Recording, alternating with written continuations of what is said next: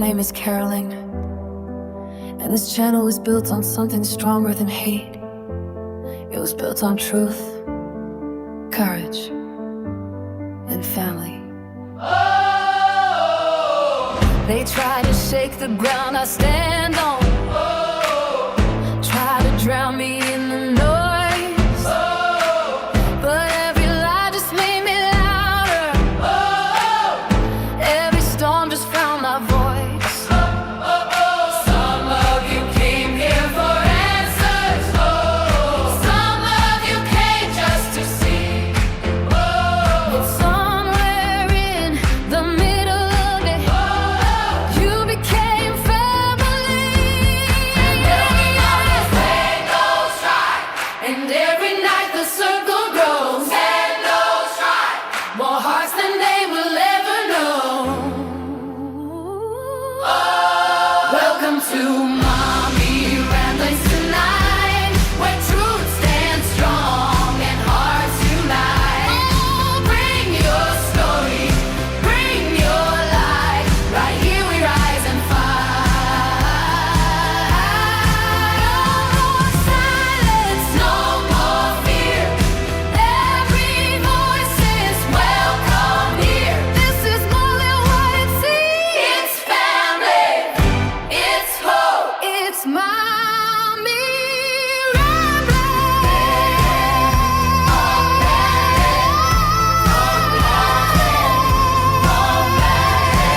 They try to tear this place apart, but they underestimate it hard.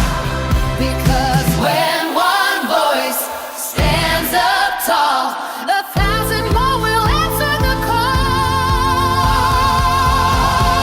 Welcome to Mommy Ramblings tonight, where courage burns and hope ignites. Bring your story, bring your light. Right here we rise and fight. Through every storm and every flame, I'll still remember every name. This is more than what it seems. It's family, it's hope, it's Mommy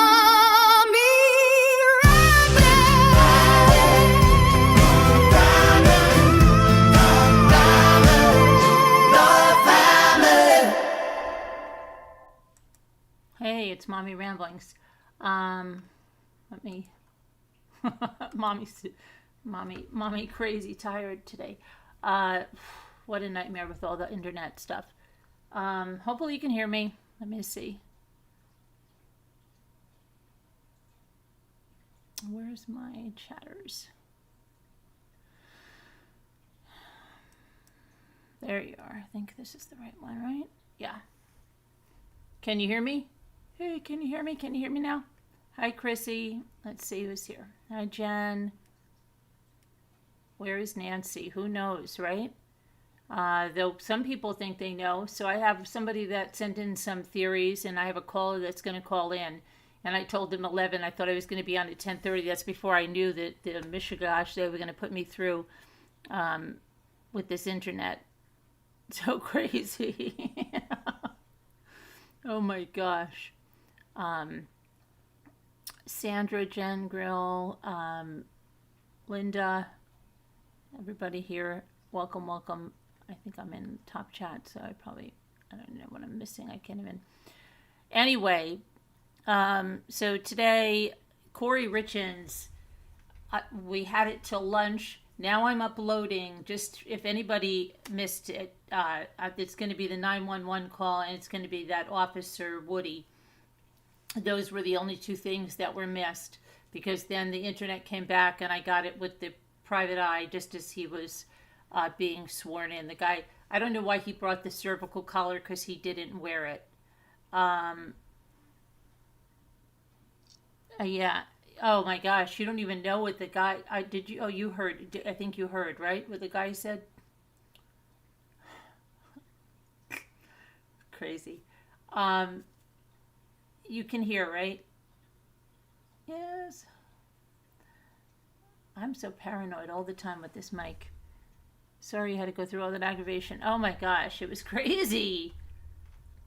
And like he wasn't telling us anything, and we definitely had half-fast. Just like Verizon would say, or no, what would they, it, I don't know whose commercial it was, but it was half-fast.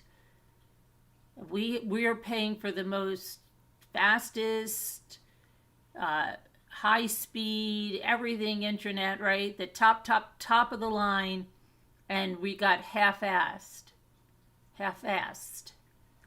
Because one of the cables, one of the lines wasn't even transmitting. And I've been telling Jimmy, and Jimmy's been calling them, and they just keep saying something else. Till I finally got so fed up the other day, the day before yesterday, I called some guy. First, I got some lady to automated, said she was going to do something to my modem from here. That did nothing. And then I got some guy in Florida who's like, oh, you're going to be so happy. I found the problem. It's this number thing. But that's not even what it was. When the guy came here, it was so much more than that. And, yeah. Crazy. Okay. And we knew something was happening because if you go in certain corners of the house, you had no internet. And, yeah, it was just crazy. Okay. So, I don't know. And I don't even know. I mean, it's knock on wood.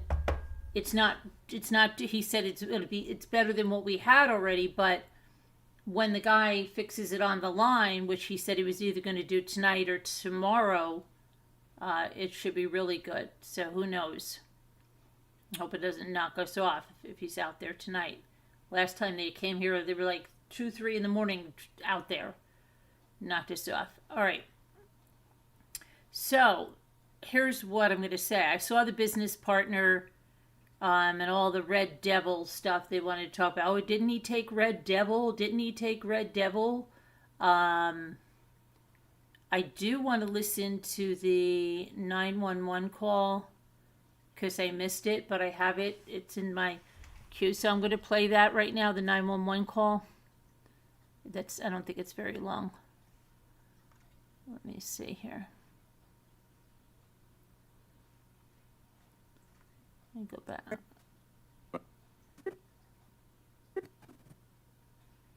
Let's see.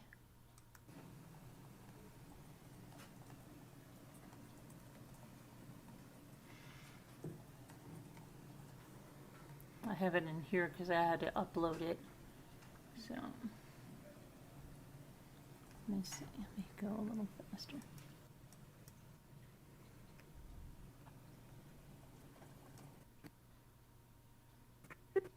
Okay, here it's coming up now. All right, let's see. Scott, let's give this a try. 911, what's the address of the emergency? So low, I have the volume all the way up. I'm not breathing, too cold. Okay, what's the address? 282 She's so low. Willow Court. 282 Willow Court? Uh-huh. Okay, what's the best phone number in case it gets disconnected? 435 671 1987. Okay, it's going to be in Francis. Okay, tell me exactly what happened. I don't know. I just came in. I was sleeping with my kids. Okay, I can't understand you. I need you to take a deep breath. What's going on? I don't know. I was sleeping in with my kids. I just came in the bed, in our bed, and I turned over, and he's just cold. He's just cold. Who's cold? My husband. I turned the light on. And he's not breathing? No. He's not breathing? No. I need you to confirm it for me. Is he not breathing? No. Okay, can you do CPR? No, I don't know how. You don't know? I'm going to tell you how to. Are you willing to do CPR? Yeah. Okay. If there's a defibrillator available, send someone to get it now and tell me when you have it. No, there's not. Available? Okay. I'm sending the paramedics to help you now. Stay on the line and I'll tell you exactly what to do next, okay? Okay, are you right by your husband right now? Yes, he's so pale. His mouth is Okay. open. Okay, listen carefully. Are you able to lay him on the floor or the ground on the ground? I'm just shaking. I can't touch him. I can't. You can do it. You can do it. You need to calm down, okay? He's yellow. We need to help them. White. I can guide you through CPR. Take a deep breath for me. I'm here with you.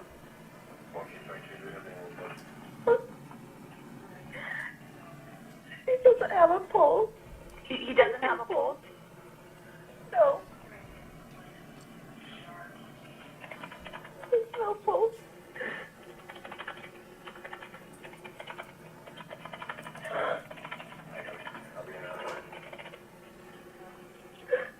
Okay, I'm here with you. I didn't hear anything. I was just I'm here with you.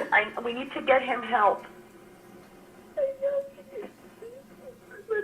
If you need to put me on speaker, put me on speaker. I'm gonna guide you through CPR, okay? Okay.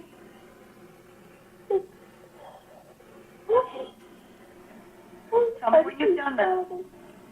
Okay, I'm ready. You ready? Okay, he's on the floor.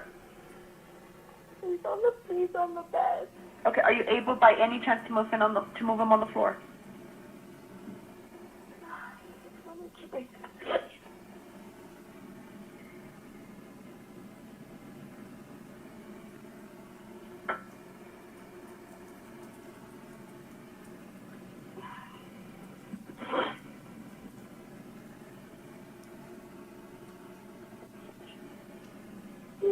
His spots on it. I don't know what's happening. I don't know what's happening. I'm here with you. Are you not able? You're not able to move him to the floor? Go out. Don't come in here. Don't come in here.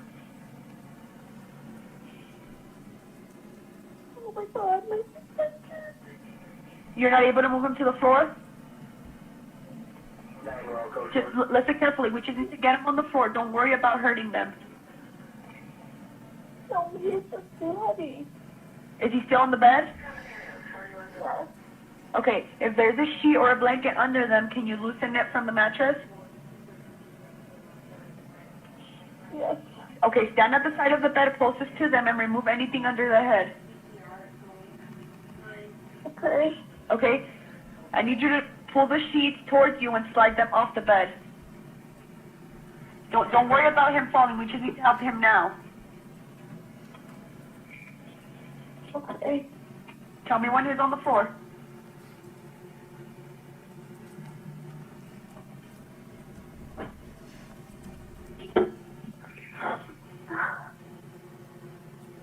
I can't move it. It's a dead weight. Like it's. You're not. If he has sheets under, pull them to the floor. Don't worry about hurting him.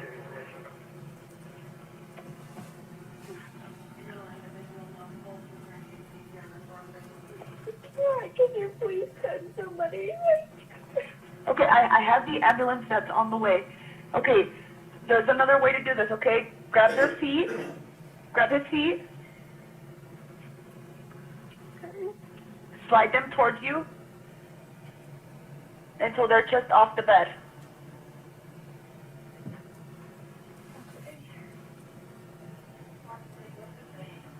How old is your husband? 39. 39? Yes. Okay. Okay, were you able to pull his feet off the bed? I'm pulling. Okay, now grab the arm closest to you and pull the rest of the way off the bed. Again, don't worry about the fall. We just need to help them now.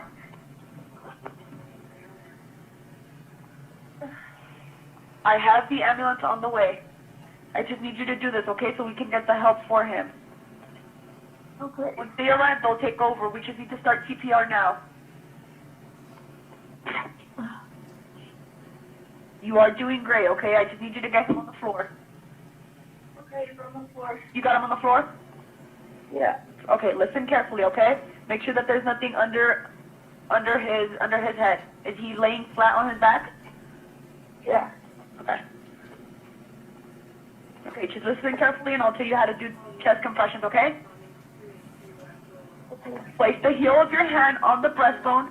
This is in the center of the chest, right between the nipples. Okay. Put your other hand on top of that hand. Okay. Okay? Start pumping the chest hard and fast, at least twice per second, and 2 inches deep. Okay. Okay, start counting out loud so I can count with you, okay? We're gonna count 1, 2, 3, 4, okay? Let me know when you're ready. 1, 1, 2, 3, 4. 1, 2, 3, 4. Count out loud so I can hear you. I'm counting with you. 1, 2, 3, 4. 1, 2, 3, 4. 1, 2, 3, 4. 1, 2, 3, 4. 1, 2, 3, 4. 1, 2, 3, 4. 1, 2, 3, 4. 1. If it's easier for you, am I on speaker? yes. Okay. 1, 2, 3, 4. Do you know if the front door is open? No, it's locked. Are you? I need you to go. Is there anybody else within the home, or is it just you? It's all my kids. Okay. Are one of them old enough to go unlock the door? Yeah, it's unlocked. It's unlocked now. Yeah, he's there. He's there. Yes. Okay. We need to keep doing CPR. Yes, he's in here. Okay. Do I keep you on the phone? Yes. Keep me on the phone. Go unlock the door and come back. Come back to doing CPR. No, he's here. He's here. Okay. He's in my Firefighter Monaco is on scene. I'm beginning CPR, chest compression. Okay. Is the ambulance there with you? Yes. Not yet. Ambulance is en route. Oh. Okay. Are we doing CPR still? Yes, he's doing CPR. He's doing CPR right now. Okay. Oh my god. Oh my god. Oh my god.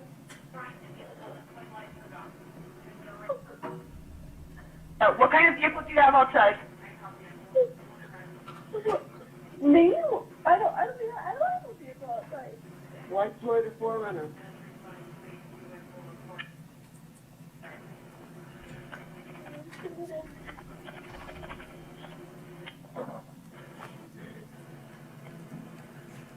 Okay. Did a paramedic take over?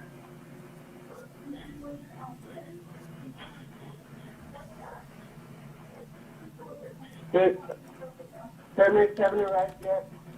We're in the back bedroom.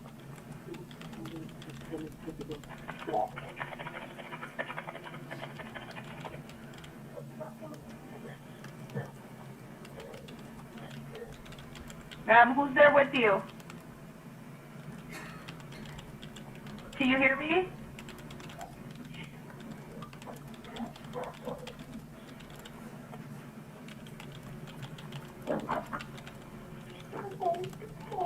Okay, okay.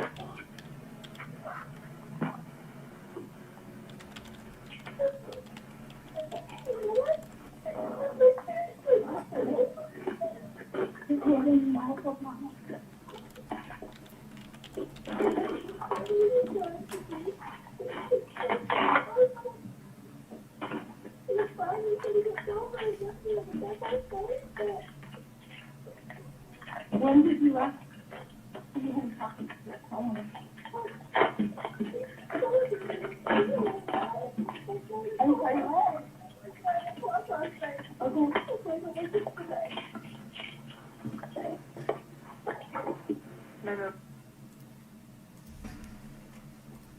Mr. Bloodworth. Your Honor, the state calls Detective Jamie. Okay, so I just wanted to hear the 911 call. Let me get this over here now. So what did you guys think of that 911 call? That was crazy. No, I never stay for stuff like that. No, they don't give it to you then. They call you back.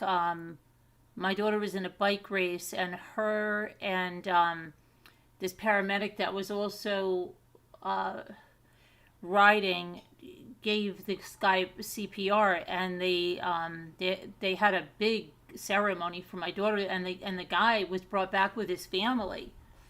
And when we went, Ray and I went. I was doing the channel then. It was in. I think it was in 2020.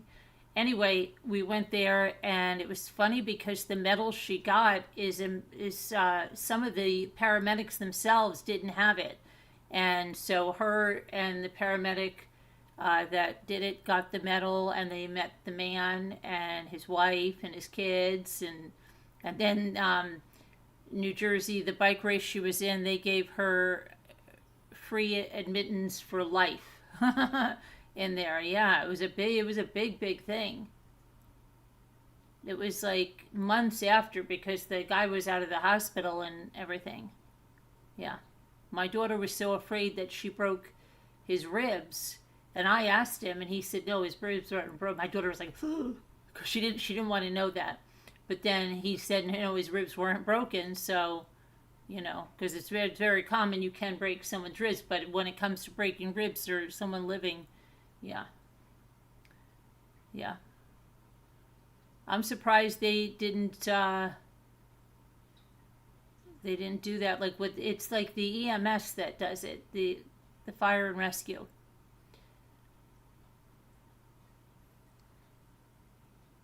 So yeah, but it's great that you could help. I didn't want you to think I was being sarcastic when I said, did they give you a medal? No, I'm being really, yeah. Okay. But anyway, I don't think she was doing CPR at all. I don't even think, it didn't even sound like she got him on the floor, but I guess she must have. But I don't think she did CPR at all. I think she got up and opened the door, and then he came in there. But anyway, yeah, and then so they had the business partner, the whole thing was, there's so many, I don't know how many motions for dismissal this trial has. It's ridiculous. Now tomorrow, they're starting at 8:30, I guess, to talk about things before the jury comes. So I'm going to start my live at 10:15, 10:20. Okay? Just so you know. And then, so what else? The private eye was on. Now, I was, oh boy, I was in a tizzy. I had to run out and do something real fast. So I was coming back when that private eye was on the stand. Was she trying to insinuate that Eric was having a,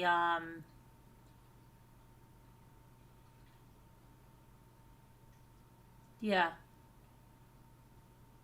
I know. We're going to call them in. I'm going to finish Kouri Richins, and I'm going to have them call in.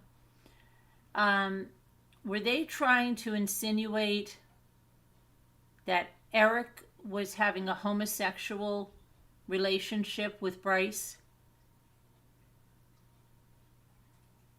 Can anybody answer me that? Because that's what it sounded like. That's what it sounded like in the car. Can anybody tell me if I'm, because I was only listening to it in the car driving through the mountains. To me, it sounded like she was trying to insinuate that Eric was having a homosexual relationship with Bryson. Bryce, what is his name? Bryce, is that his name? Bryson? Bryce? Is it Bryce? What is his name?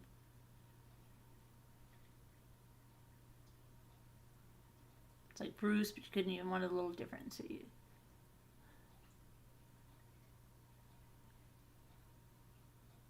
Can anyone hear me?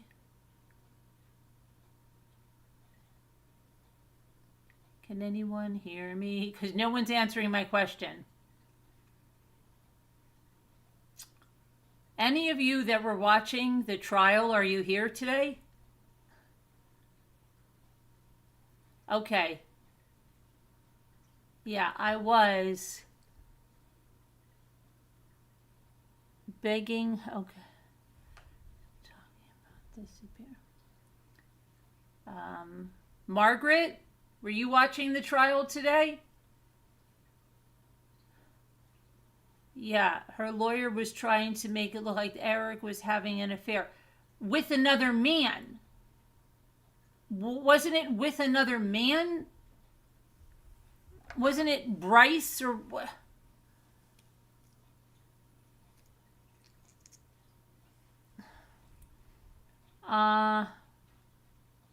Margaret? It was another man that they were insinuating.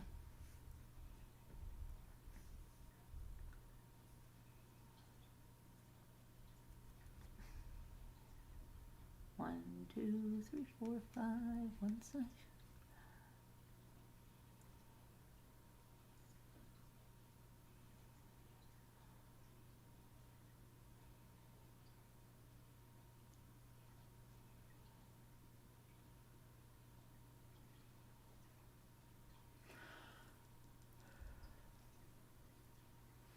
Okay. Walla walla walla. Okay. Yes, I waited a long time for that. Yes. All right. That was pretty weird. Okay. And can I say something? Whether he had an affair or not, whether he was sexting or not, what does that have to do with the fact that she's on trial for poisoning him? Is that supposed to somehow excuse her? Like, oh, yeah, okay. I didn't know that. She's excused now. It's just so ridiculous. There must be a really big lag. Okay, so we have that. Now, the private investigator, he brought a cervical collar and never wore it. I don't get the point of that. He was paid some big bucks by the Richins family. You know, what was it, like over $100,000 to look into the phones and the phone records, and he had a clone of Eric's phone, right? So let's see what we've got there. Let's just quickly go over that, and then we'll go to Nancy in a minute. We'll go to Nancy in a moment.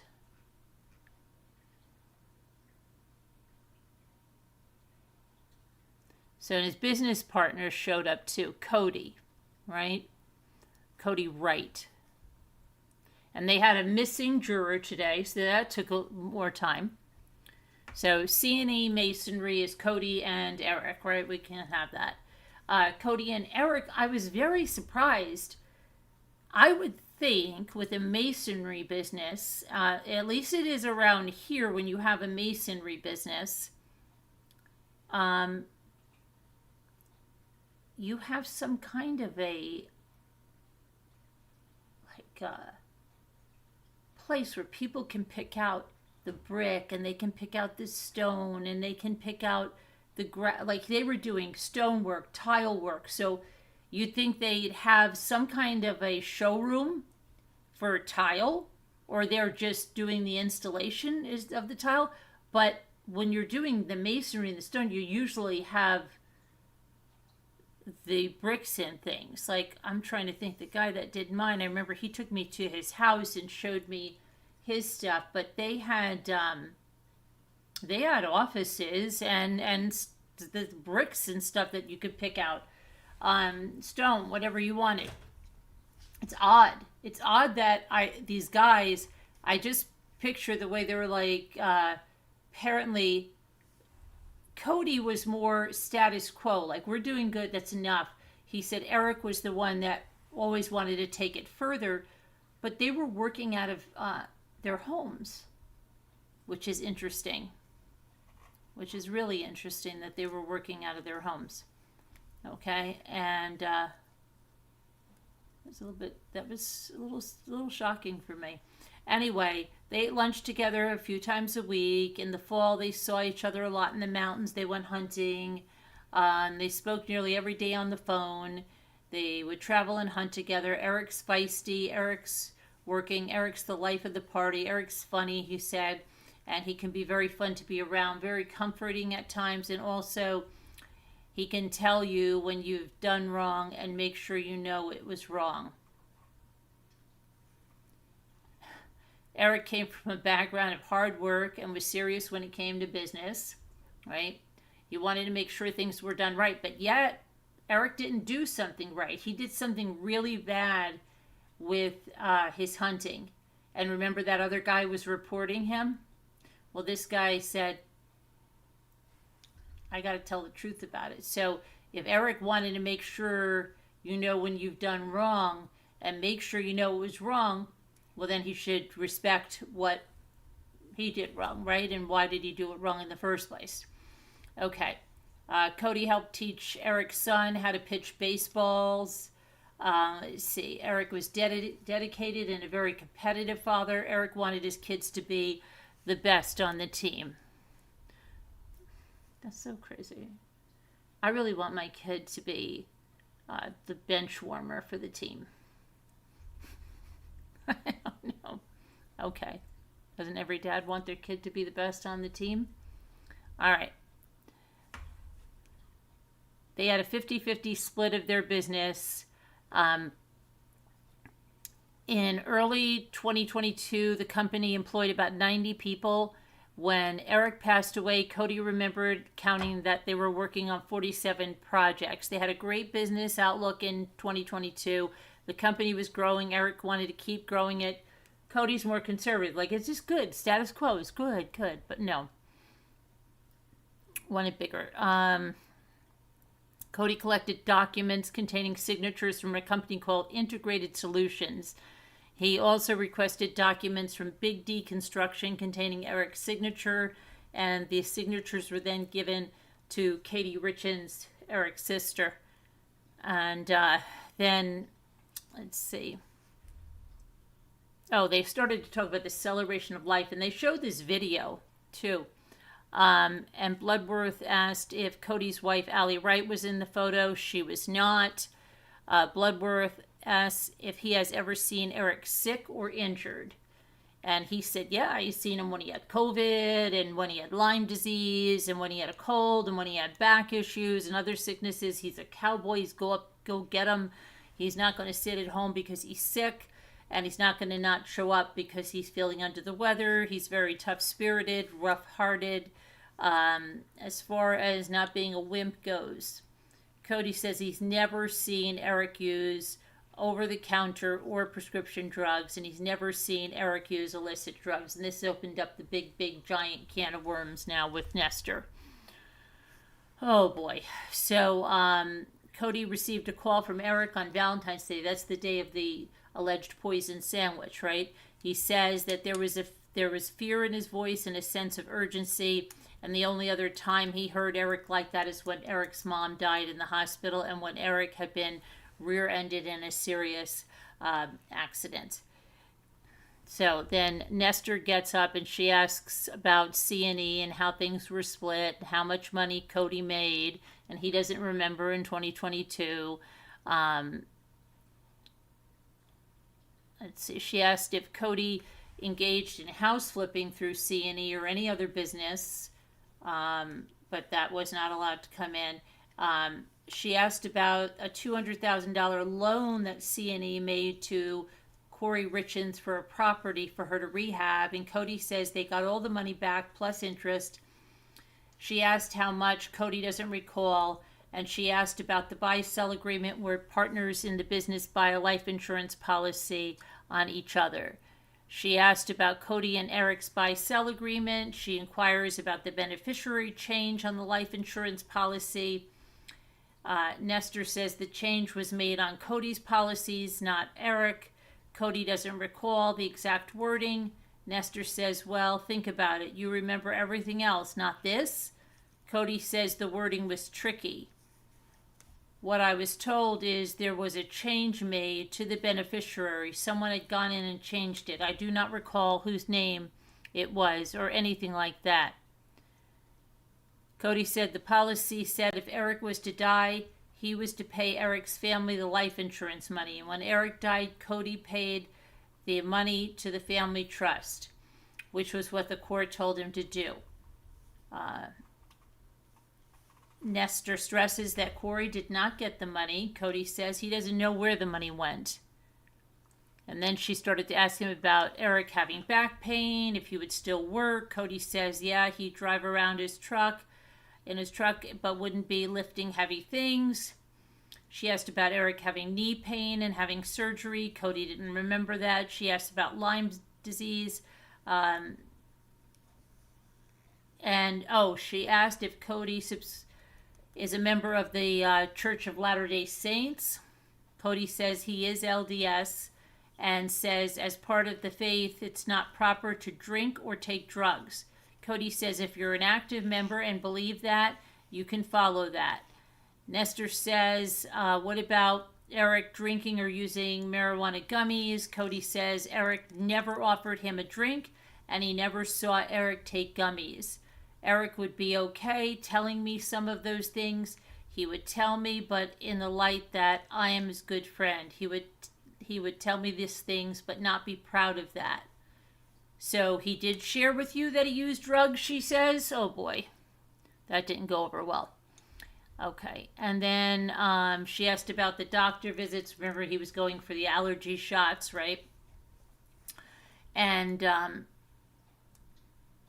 she asked if he sent Becky Lloyd to pick up Eric's computer within a few days after his death. Cody says, yes, he did. She asked about a private investigator going to talk with Cody about the computer. Cody authorized the computer to go to the private investigator before law enforcement went through the computer. Nestor asked Cody sending someone to pick up Eric's work truck, a brown Ford pickup. Yes, let's see. She asked Cody about searching the truck before he picked it up. Cody said no. He still has the brown pickup truck. Nestor asked about Eric's personal red truck. C&E owned that truck. After Eric died, there was an instruction that the truck should not be driven. He got a call from the Ford dealership saying it was ready to be picked up. Cody had the truck picked up from the dealership. It was a C&E owned vehicle. And there are ramifications for an accident for someone not working for C&E, so it would be proper to make sure the truck isn't being driven. Nestor asked where the truck is. Cody said the truck is at Kouri Richins. Nestor asked him about being close with Eric's family. Since Eric died, he said he became close with them and has gone to court and sat with them during hearings. She asked Cody if he was aware that Eric and Kouri had personal life insurance policies with New York Life. He said he wasn't aware of it. She asked Cody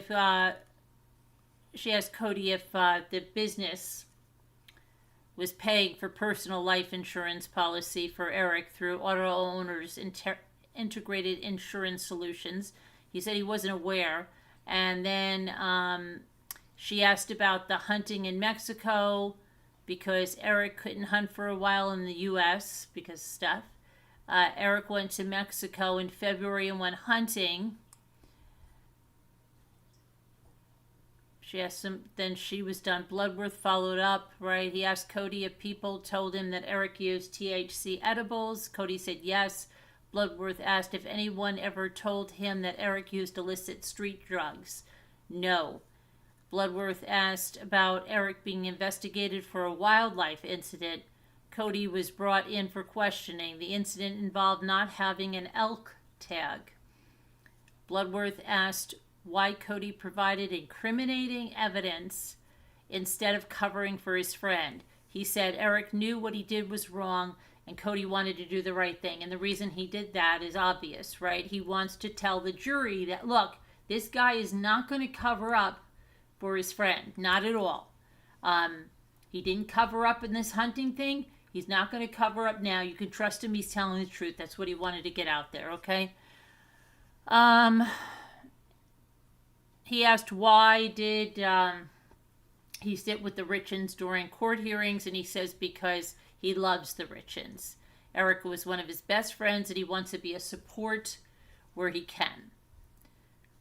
Now let's see. Then they had this big hullabaloo, Red Devils. What is a Red Devil? Oh my gosh, is it this? Is it that? Oh no. Can we go back to high school? Wasn't he popping pills in high school? And oh my gosh, they went on and on and on. Okay, about this. Let's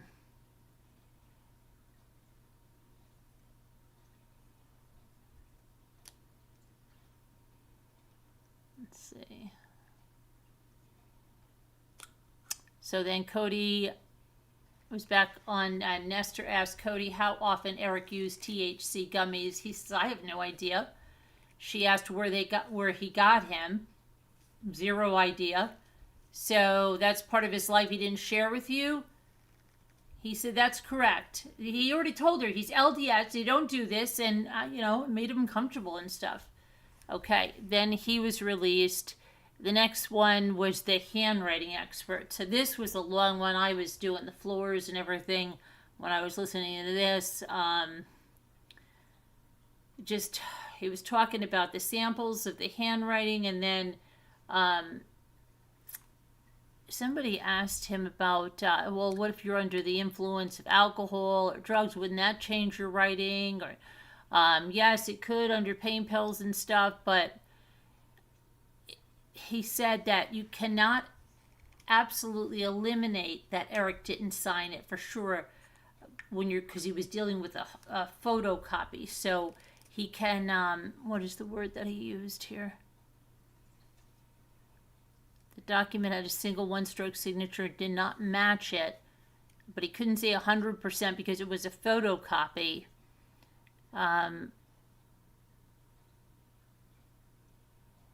She said that you can't say, Nestor said, that Kouri signed the document. And she asked if he has personal knowledge that Eric gave Kouri permission to sign the document. He said he has no knowledge of that. It was not part of the examination. And she goes, does your wife ever sign your name on anything? Judge objects. It was sustained. It's so ridiculous. They're trying. They're trying. I don't know. Oh, let's see. Okay, so then she asked him why he stopped working with the Salt Lake City police. He says he stopped around 2020, and she says, is it because you were falsifying documents? He says no. She asked if he was subjected to an internal affairs investigation for falsifying documents. He says yes, but he was cleared. He was falsely accused by someone who had been a law enforcement officer. Then she asked about the Mike Princess letter. It was 2 pages of writing written by Eric that Throckmorton, the handwriting analysis guy, reviewed. But after reviewing the prior document, Nestor asked if he reviewed other insurance documents to see if they had forged signatures. He says he looked at a number of documents. And she asked if he looked at closing documents for that Midway mansion. He did not. And then she was done. And it was lunch break.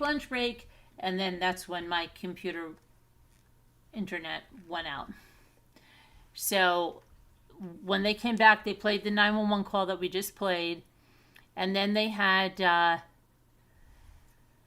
Woody. Is she an officer? Let me see. I watched a little bit about her. She was on the stand, and let's see.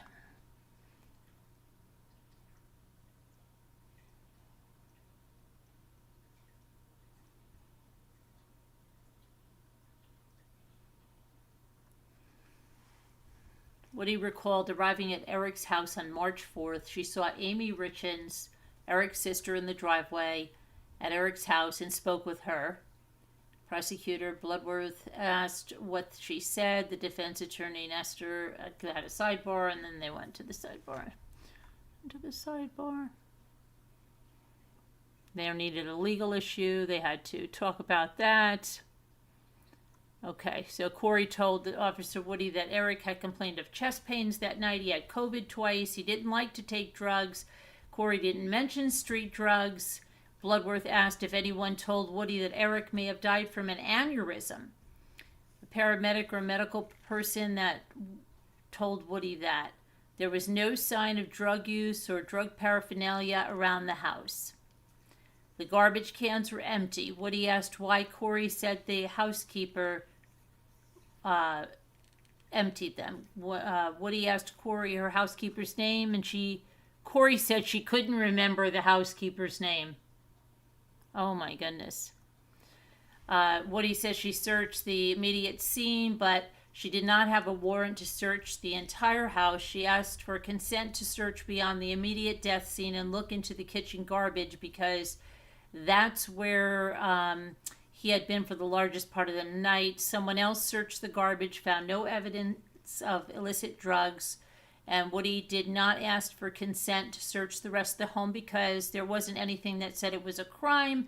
She wanted to be mindful of the family that was grieving. Within the 2 weeks after Eric died, Kouri Richins Benson, that's Eric's sister, gave Woody Eric's health records. They were given to the medical examiner after getting the toxicology results. Woody learned that Eric died of fentanyl intoxication. The prosecutor asked about Woody then getting a warrant to search the Richins home and Kouri's car, and no fentanyl was found in the home or the vehicle. And then their phones were seized, THC products were seized, we know all this. Bloodworth asked Woody if the phones were sent to the lab for downloading. They were. The search was completed. Let's see. Oh, excuse me. It was complicated by deletions. That's what it is. She was deleting a lot of things in Kouri's phone. So the download process of it was complicated because of that. And in March of 2023, Woody began working with a canine. And this is the whole thing. Oh, good luck with your dog, Okay. She wanted to work with the dog for years. So then Detective Jeff O'Driscoll, who's going to testify tomorrow, I hope, takes over as lead detective. So this is the whole thing. They had to get this stuff out. They wouldn't be able to have, they ran, it was too long anyway. Tomorrow, I think the prosecution is going to rest. They're going to have Driscoll on the stand, right? Okay. The cross of Woody, let's see.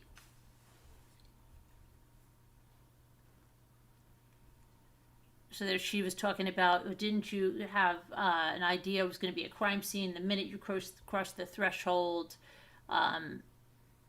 She asked if Kouri gave them permission to search the home. Woody said she gave them permission to check the garbage can in the kitchen and the bathroom. And Esther asked Woody if she checked about the housekeeper coming to clean that day. She doesn't recall. She asked if an empty hydrocodone bottle was seized next to Eric's bed. Photos were taken of the bottle, and the bottle was empty. Okay. She asked about a dog being in the house. Woody said they must have put the dog away because she didn't know anything about a dog. And she asked what extent did they go through Eric's phone. She said there were a couple of investigators trying to figure out what it all meant. It was pretty confusing. Woody said she looked through call logs, but not the guts of the phone. She spoke with the Richins family about a timeline Katie sent Woody. She did receive a timeline. Nestor asked about the reports in Summit County saying fentanyl was found in marijuana. Woody is not familiar with that at all. Okay. Then Todd Gabler, that's the private eye.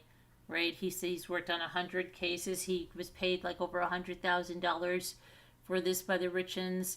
And this is the thing that Nestor tries to say, like, well, was he sexting on his phone? I don't know what sexting is. Did he say they had an open marriage? I thought it was a joke. That kind of stuff. And then she says, oh, you thought it was a joke? They're joking with this Bryson guy. So she's like, how do you think it was a joke? So she's throwing it out there that they were having an affair. In my opinion, that's what I got from that. And that was basically... she asked, did Eric ever talk about an open relationship? And, oh, really? Oh, here, what about this text? Okay. Yeah, I thought it was a joke. And she just goes on. And you know how Nestor is, okay? It's when you don't have facts on your side, you go over stuff like that. So, court's over. The jury doesn't have to report, again, like I said, until 9:30. But it's going to begin at 8:30. So, I am going to be on at 10:20. All right? Okay, because it's 10, their 8:30 is my 10:30. All right. So now, and you know who I didn't see? Well, I wasn't in the chat the whole time. I didn't see Murder of Crows, but I was only in up till lunchtime, really. Okay, now let me go to Nancy Guthrie. I'm just going to take a quick look on the... Twitters. They're saying, they're talking about somebody that says they saw Nancy 5 days ago. Some guy, if it's somebody looking for 15 minutes, right? I don't know. Let's see. All right.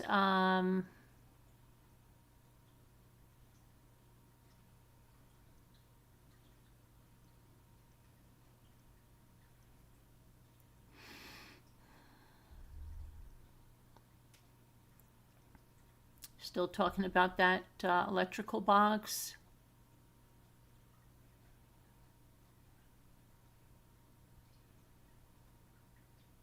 Let's see.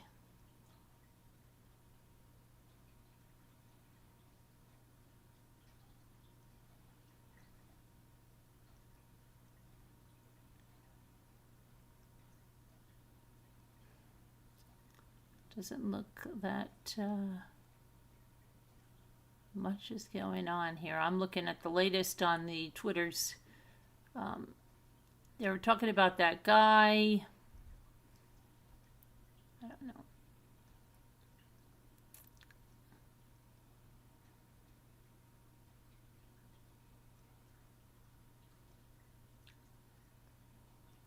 Okay, now before that, I'm going to give you 2 scenarios. I'm not going to say someone sent them to me. And I want you to tell me in the chat, do you think it's plausible or not? Okay? I'm going to tell you what they are.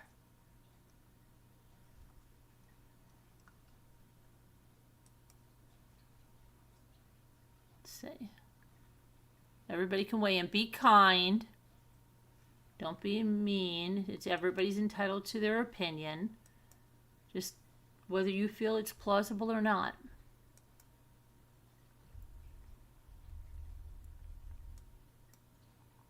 Hold on, I gotta log into my, I don't know why I've gotta log into my...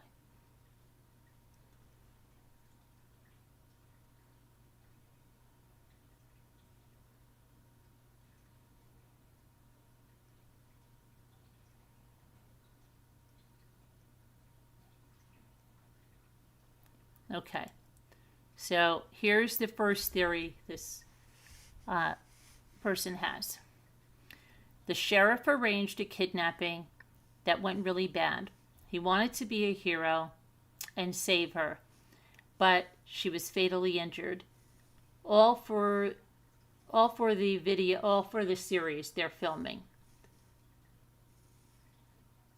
Could have used convicted or to be convicted guy, offering him freedom, etc. Do you think that's plausible? It was supposed to turn out, wasn't supposed to turn out that way, but it did. You think that's plausible or not? That's one. Plausible or not? While it could be, for myself, while it could be somebody in law enforcement, and it just might be, I don't think the sheriff would do that, and I don't think he would use like a convicted person to do it. Okay. The second theory, plausible or not, the lady who is filling in for Savannah had retired to stay home with her kids, but eventually regretted it. That's true. The only way she could return to work is if Savannah wasn't there. She could have arranged it. What do you think? That theory. What do you think about that theory? Now, someone that sent that in. What do you think? Plausible or not plausible?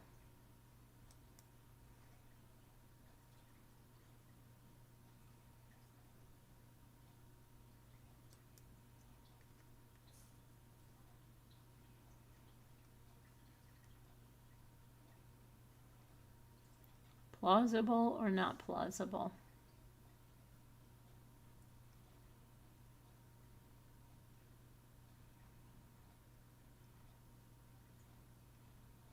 And Space Cat, I'll give you a link now. Hang on.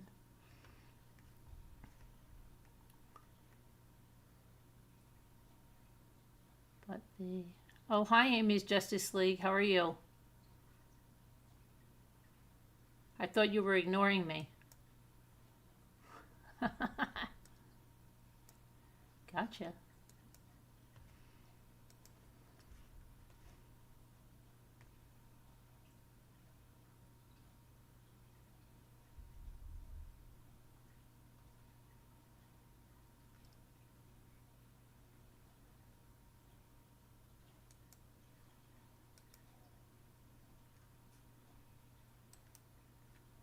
I'm not going to be on very late. I'm tired. Okay.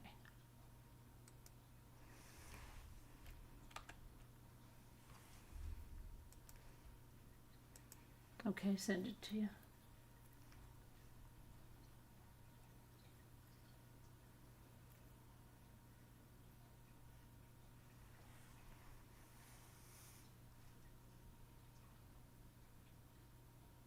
It's really nice today. It was 65. Like.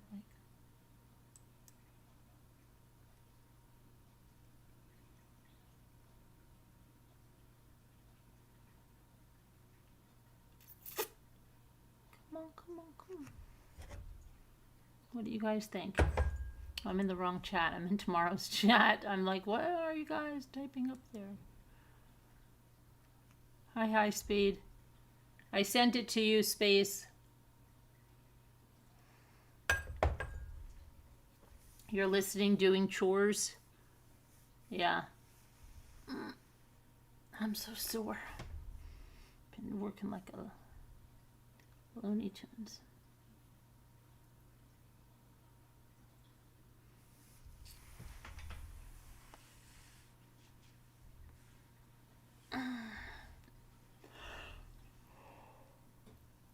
I sent the link. I was a little bit late today because of my internet. I had to run out and oh my gosh, it was a nightmare.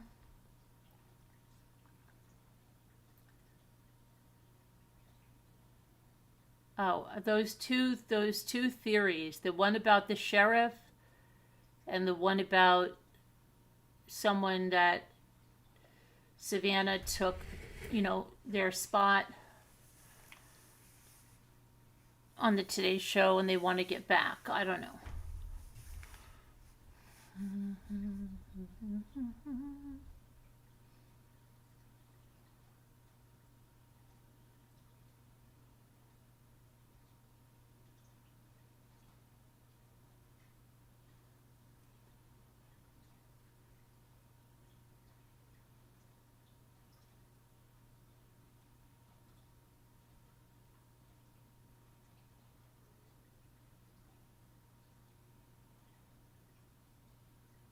Second one, not the first one, maybe the way the sheriff is such a narcissist and attention thinking.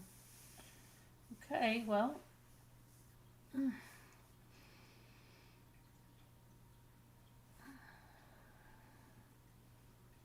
stretch out.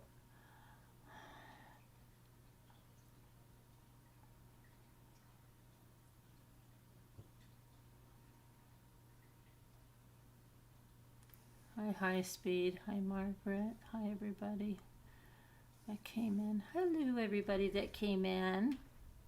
Hello, hello, hello.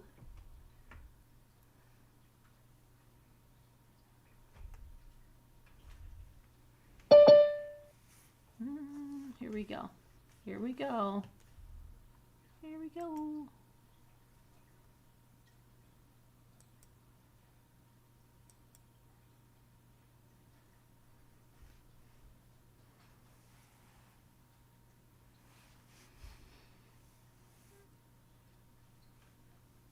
Hello.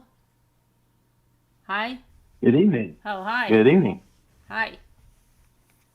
So you got some? Hello. You got some stuff?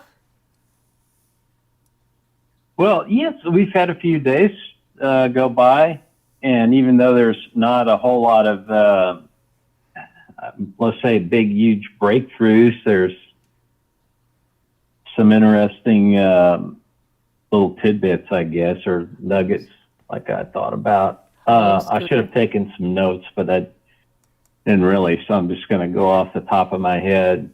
But as far as today goes, it's all right to mention reporters' names and stuff, right? Yeah. Brian, yeah, okay.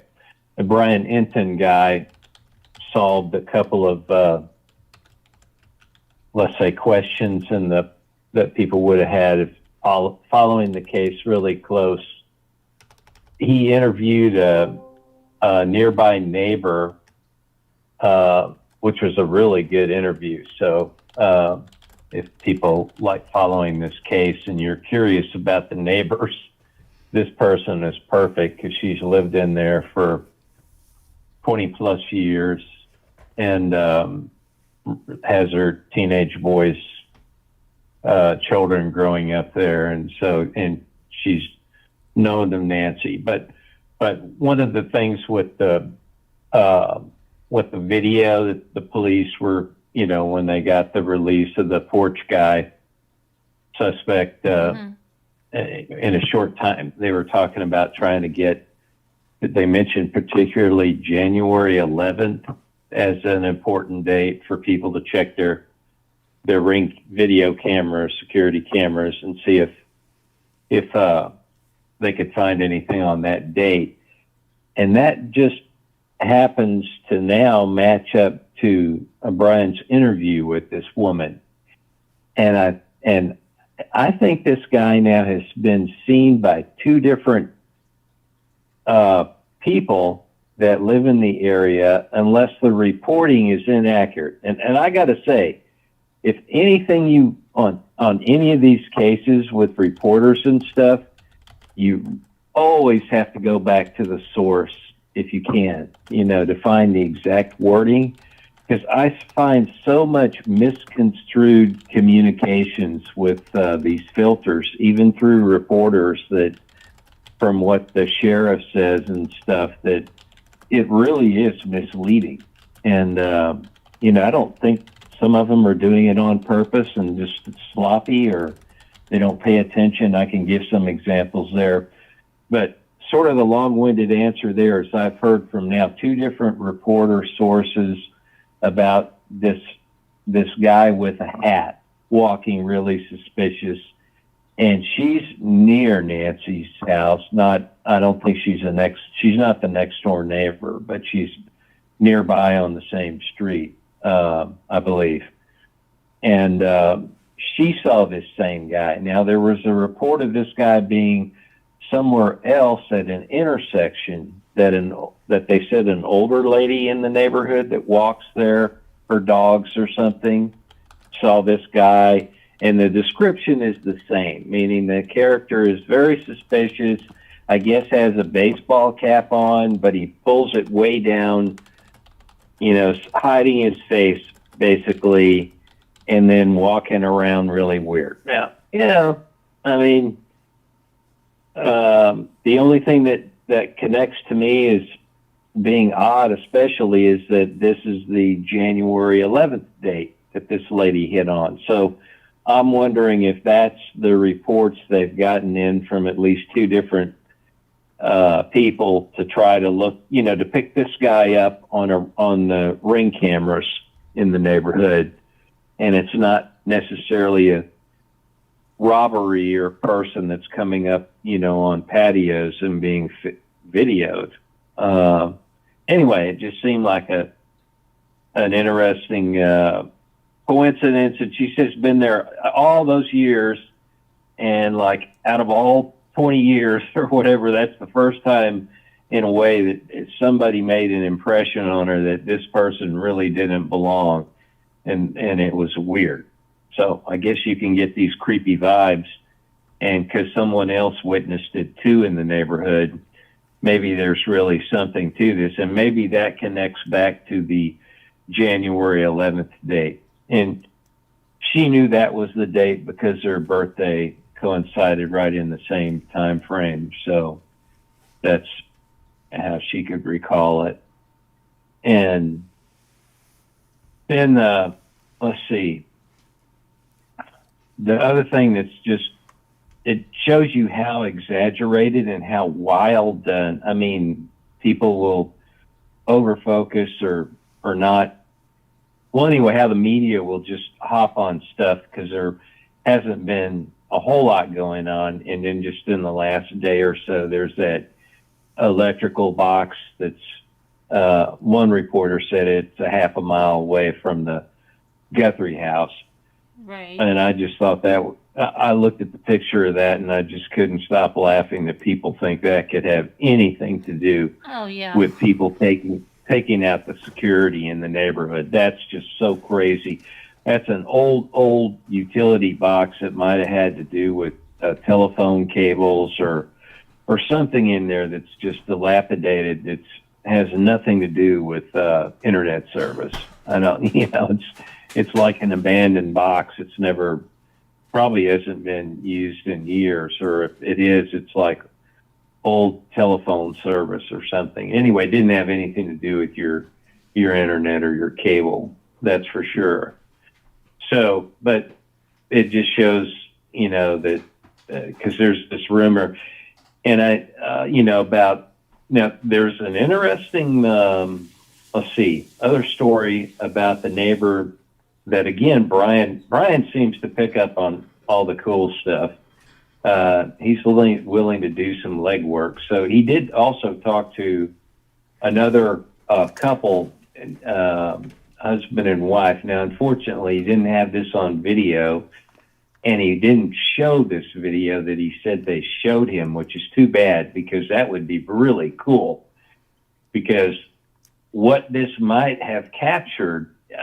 And he said he believes a couple. They seem very honest and genuine. It is a little unusual that he's coming up with the story this many, a month later. Tell it, but I guess maybe it's because he's just followed up recently to walk around or something to talk to people again. But anyway, he talked to this couple who lived behind Nancy's house. And I guess they, for whatever reason, went back in their ring camera stuff.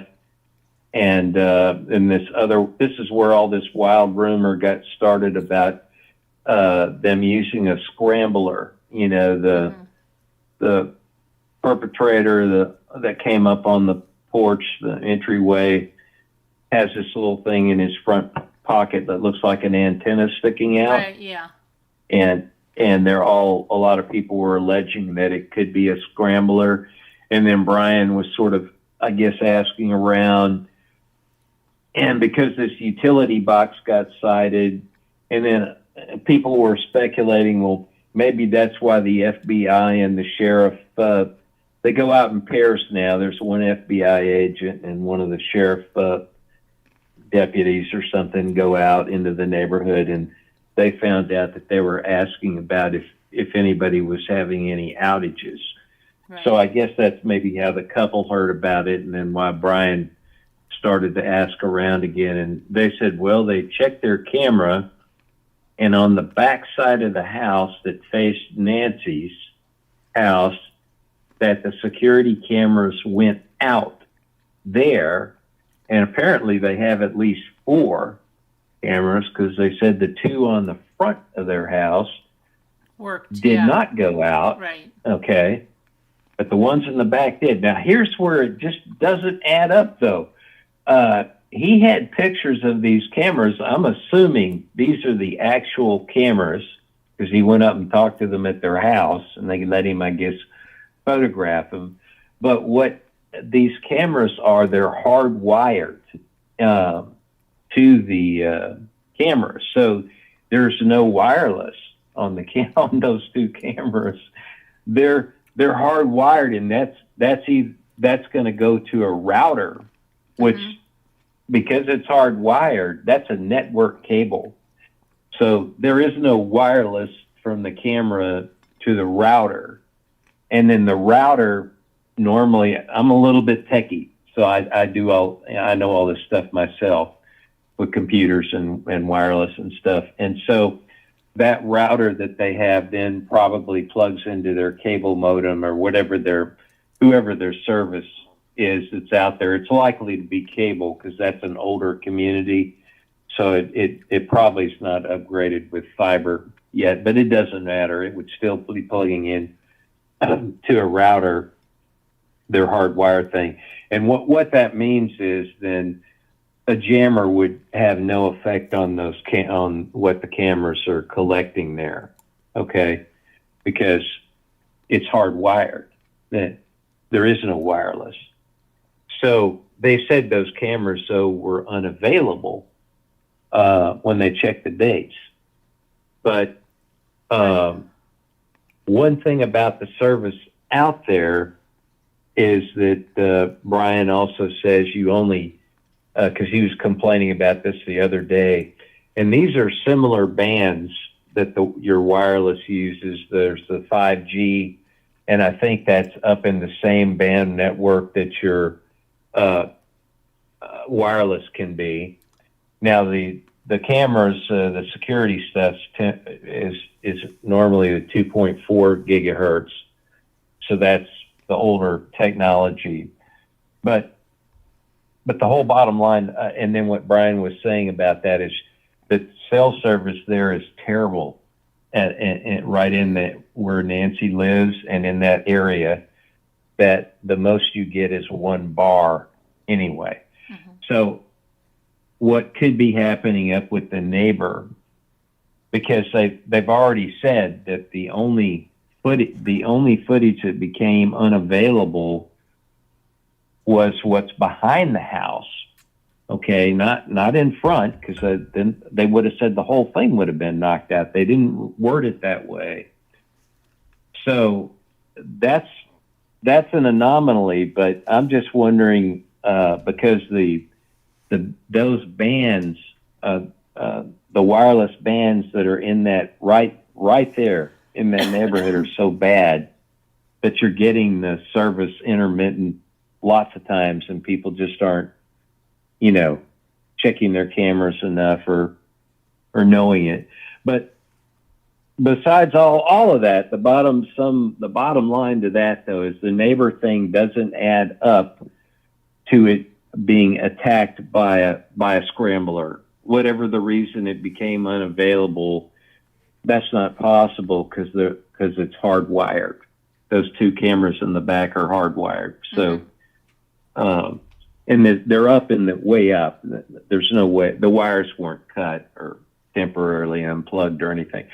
But here's the unusual thing, though, is that when they became unavailable, and that is weird, because it's the backside that faces Nancy's house, but they said then they remembered that their dog, or I guess when they went to check the footage or something, they remembered the dog got them up, woke them up, and the dog never does that at 2 a.m. And so this right at 2 a.m. when these people would have been coming into her house, the dog got them up, and that doesn't ever happen. And they actually took the dog out to the backyard, and I guess I don't know how it got on. He said they got it on camera, so I don't understand that. If it wasn't working in the backyard, maybe it was working when the dog was there. They used their cell phone or something. But anyway, Brian says that they had some video they showed him, and I'm confused now. I would assume it would have come from their security cameras, but then was the dog in the backyard facing Nancy's? They said, anyway, he said that they have this video footage of the dog, and the dog perks his ears up, and it's right at and it's right at 2 a.m. and the dog is facing down towards Nancy's house. So, maybe the dogs can be extremely sensitive. Dogs and that's how you have cats. a dog whistle. You can't even hear it. If they can. Yeah. Well, that's what they tell So us. I think that dog really may have alerted, and I just can't figure out why their video cameras would be so-called unavailable, since they're hardwired into the router. But maybe there's some aspect of their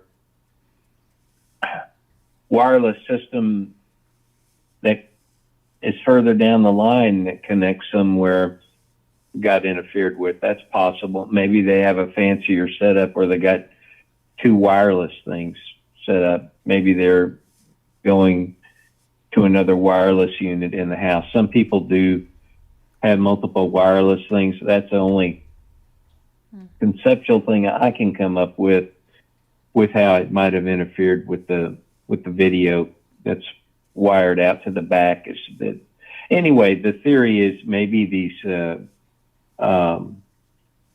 criminals were coming in through the back way, which a lot of people in that neighborhood believe, including the lady that Brian interviewed today that you can see on camera. And people that are curious about this case, I'd recommend definitely watching that. That's a good interview. And she talks about all the dry washes that are all back there, and her kids used to play back there all the time. But people think that they're going to be walking in the back in the dark of night to the house, like they're going to park on a road behind there somewhere and walk. Some people have suggested that. But how are they going to get in? They're going to walk with Nancy? No. The idea there is that they're using a walkie-talkie and there's two people involved. If that's the case, then there's definitely two people. Okay, but then the car's going to have to come the right way, right? And so what's the the car would come off the other street and come around when they're called. Yeah, the car would hide somewhere and then come around. That seems far-fetched to me. I don't know. That really seems far-fetched to me. Because with all the cactus and all that crap at night, you get yourself on that. It just depends on the woods and I understand what you're saying, and I'm surprised that a couple of the neighbors think that's possible, though. That lady that Brian talked to today, and I heard somebody else say that they think they could have come in. Maybe it's a little more open than you think through certain spots. You just have to there's so much drone footage up there. If one wanted to take the time, you could definitely see, if there's some pathways, trails. Anyway, the way the lady worded it was her kids. And these are, boys. I don't know about girls playing back there that might be a little more cautious, but she said her kids used to play back there all the time, go back in those washes and stuff. And that's where they thought, maybe they could have hidden the body nearby in one of these dry washes. Well, he should have asked her. And she was saying that homeless people and other homeless people do use those dry washes for trails. And I what I'm thinking is the dry washes don't have the cactus growing in them and stuff. That's all washed out by the water and the debris. Right. Because there's flash flooding. Okay. And that's why they're so dangerous there, because your ground is so compacted and the water all runs down all at once and it builds up speed and, and you get washed away. I mean, it is very dangerous, those type of situations. Right. So anyway, but I'm surprised he didn't ask her, because didn't the sheriff say this could be someone close? So, do you think this could be any of your neighbors? Well, if it's your neighbors and you grew up in that area, you would know the backwashes and the paths and stuff. I mean, that's the way I grew up. When, I sure went out and hiked in the woods and looked for stuff and all that.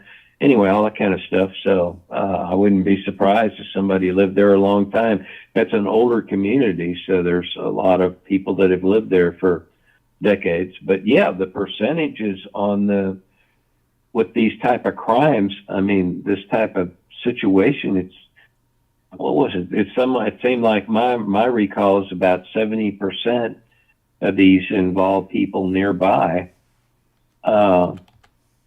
whatever that zone is. By that, I mean, I don't know what the range is statistically, but I think they're talking about something like less than 2 or 3 miles or so, the house. And most of going to be, the perpetrator is going to live in that somewhere nearby. And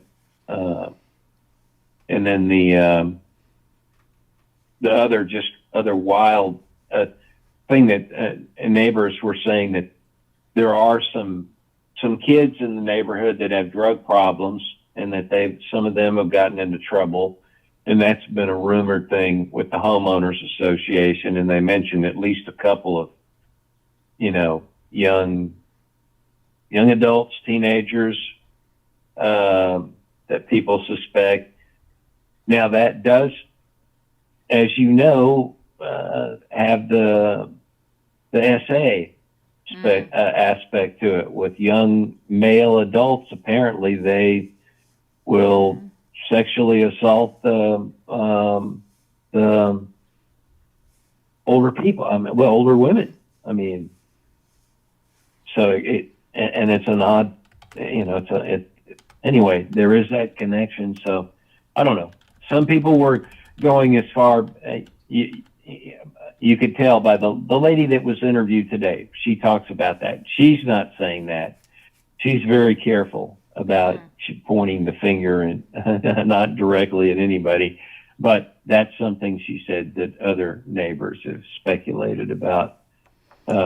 Somebody like that, could have done it. And did he ask them if they think that that this is going to be solved, or is this going to just move into total cold case?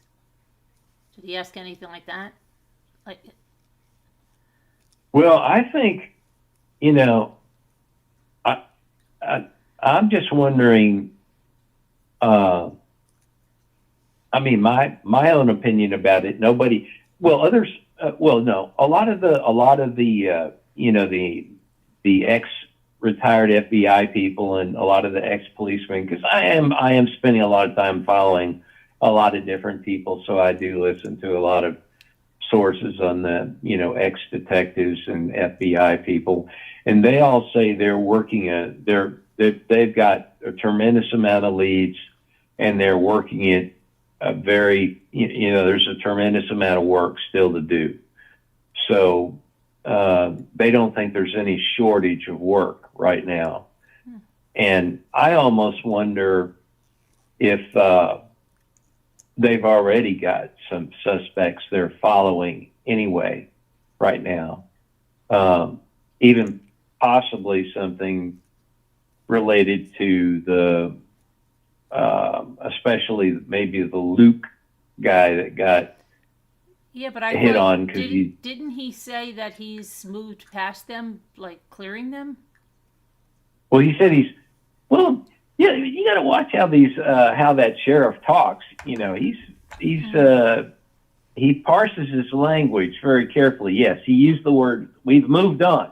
Okay, what does that mean? Right? We've moved on to the next phase, and we're just tracking these guys still, or apparently they still have their phones, and I would think there's a lot of data in those phones that's going to take a while to really parse out. I mean, they're going to want to track all the, a lot of people get a lot of apps in their phones, and they don't realize they sign over all kinds of location marketing, information and everything.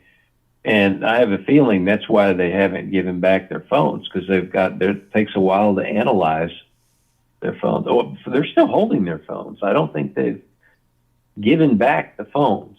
That I haven't heard that they've given the phones back. They gave back Luke's car, but Carlos and Luke, the last I heard, neither one has gotten their phone back. I'm surprised they haven't, because once they do the Cellbrite extraction, they usually give them back.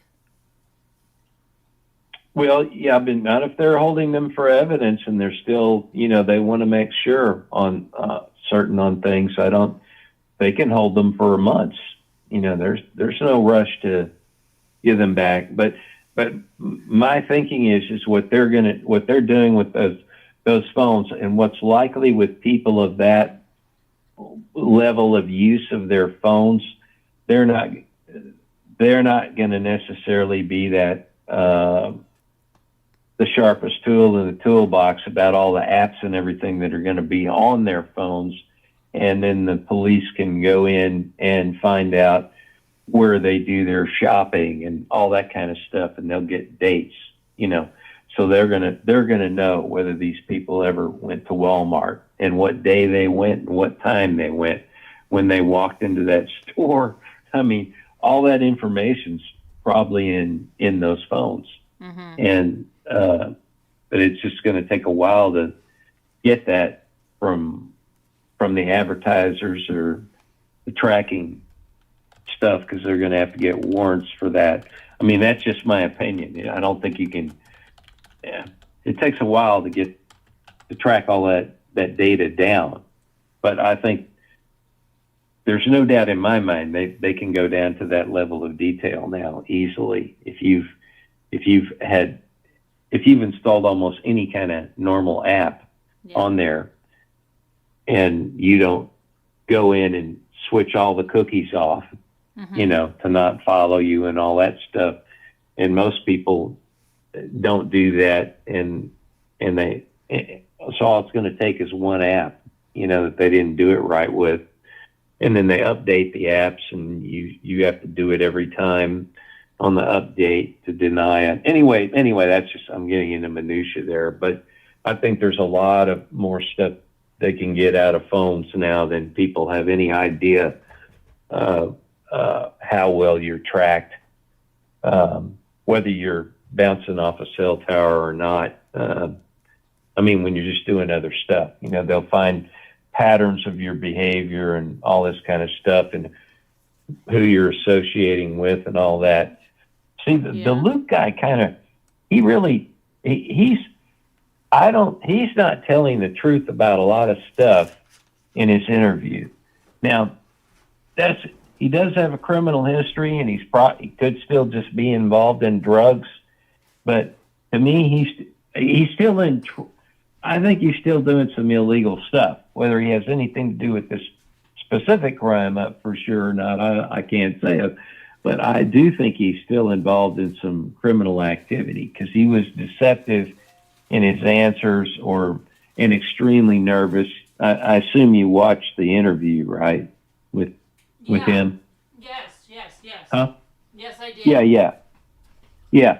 And isn't it weird that, he talked very nervous, but if you go through and watch that body language wise, you'll notice he'll deny things. That's why I can't wait for somebody like this body language behavior psychologist like Dr. G, and there's a couple of others on the internet to evaluate that interview. He was very nervous, and he was sweating bullets. Okay, he was very uncomfortable. I mean, yeah. But someone what said, other? maybe it's something else Yeah. because he does have a criminal history, and doesn't he have a court date for something else? So he's got something on the line. Well, and what's fascinating, though, go through this, just if you're curious, or anyone else listening, go through and watch that interview, and you'll watch him say that he has nothing to do with something. He's denying it or whatever, or he's being, but in the opposite way, he nods his head no back and forth. Mm-hmm. So it's like he's trying to assert something positively, but unconsciously he's saying no to what he's trying to project. It's very, and to me, that's very, that's a red flag. I think the psychologist will say, look at that. He's asserting one thing, but he's denying himself unconsciously with doing it, shaking his head no. Right, yeah. A lot. And he consistently does that over things where he could be telling falsehoods. I mean, he's unconsciously giving that away. It seemed, and because he did tell some things that weren't truthful, and maybe that's, you could say, out of nervousness or not, but one thing that you'll see him, and I think he shook his head, and this is again where he's I think he's giving himself unconsciously away, saying that he didn't have anything to do with Kayla anymore. He had little to do with her, hardly knew her, or whatever. And he hadn't had any involvement with drugs in 2 years, but he got arrested with her just the year before. Who hadn't even, I think it necessarily hadn't even been a year when he was arrested with her with drugs and a gun, a loaded gun in the car. Yeah. I think it was a loaded 45. Was it? No, maybe it wasn't. It wasn't a 45. It's something else I'm hearing. But he said that's not his but girlfriend, anyway, and he doesn't really even know her. And yeah. So what are you doing? It's going around selling drugs together with a loaded gun. And then you look at Kayla's, her, all the trouble she's in, and I didn't realize this, but she was arrested the day before he was swatted.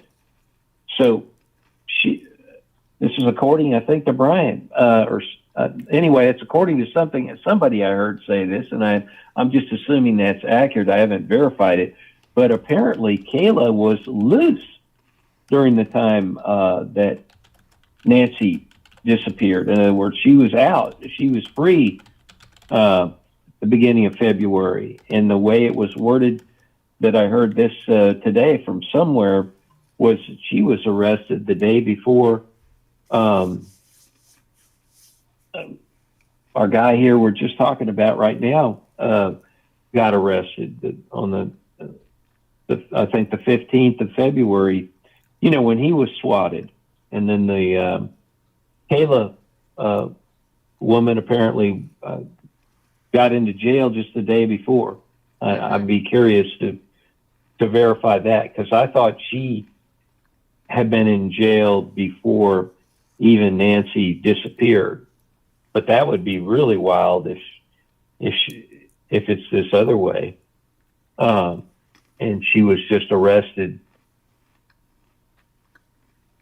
just before, what's this guy's name? I don't know why I keep slipping his Carlos? No, which guy? No. The guy on the interview that we're talking about all Luke, the time Luke. here. Luke. I don't know why I keep wanting to think. I keep wanting to call him something else, but yeah, it's Luke. So there's a much bigger tie between the two of them, and that would be fascinating to verify if the Kayla person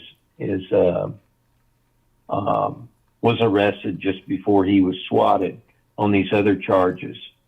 And they probably, she runs a business of piercings and maybe tattoos or whatever, but somebody tracked her down where her business was.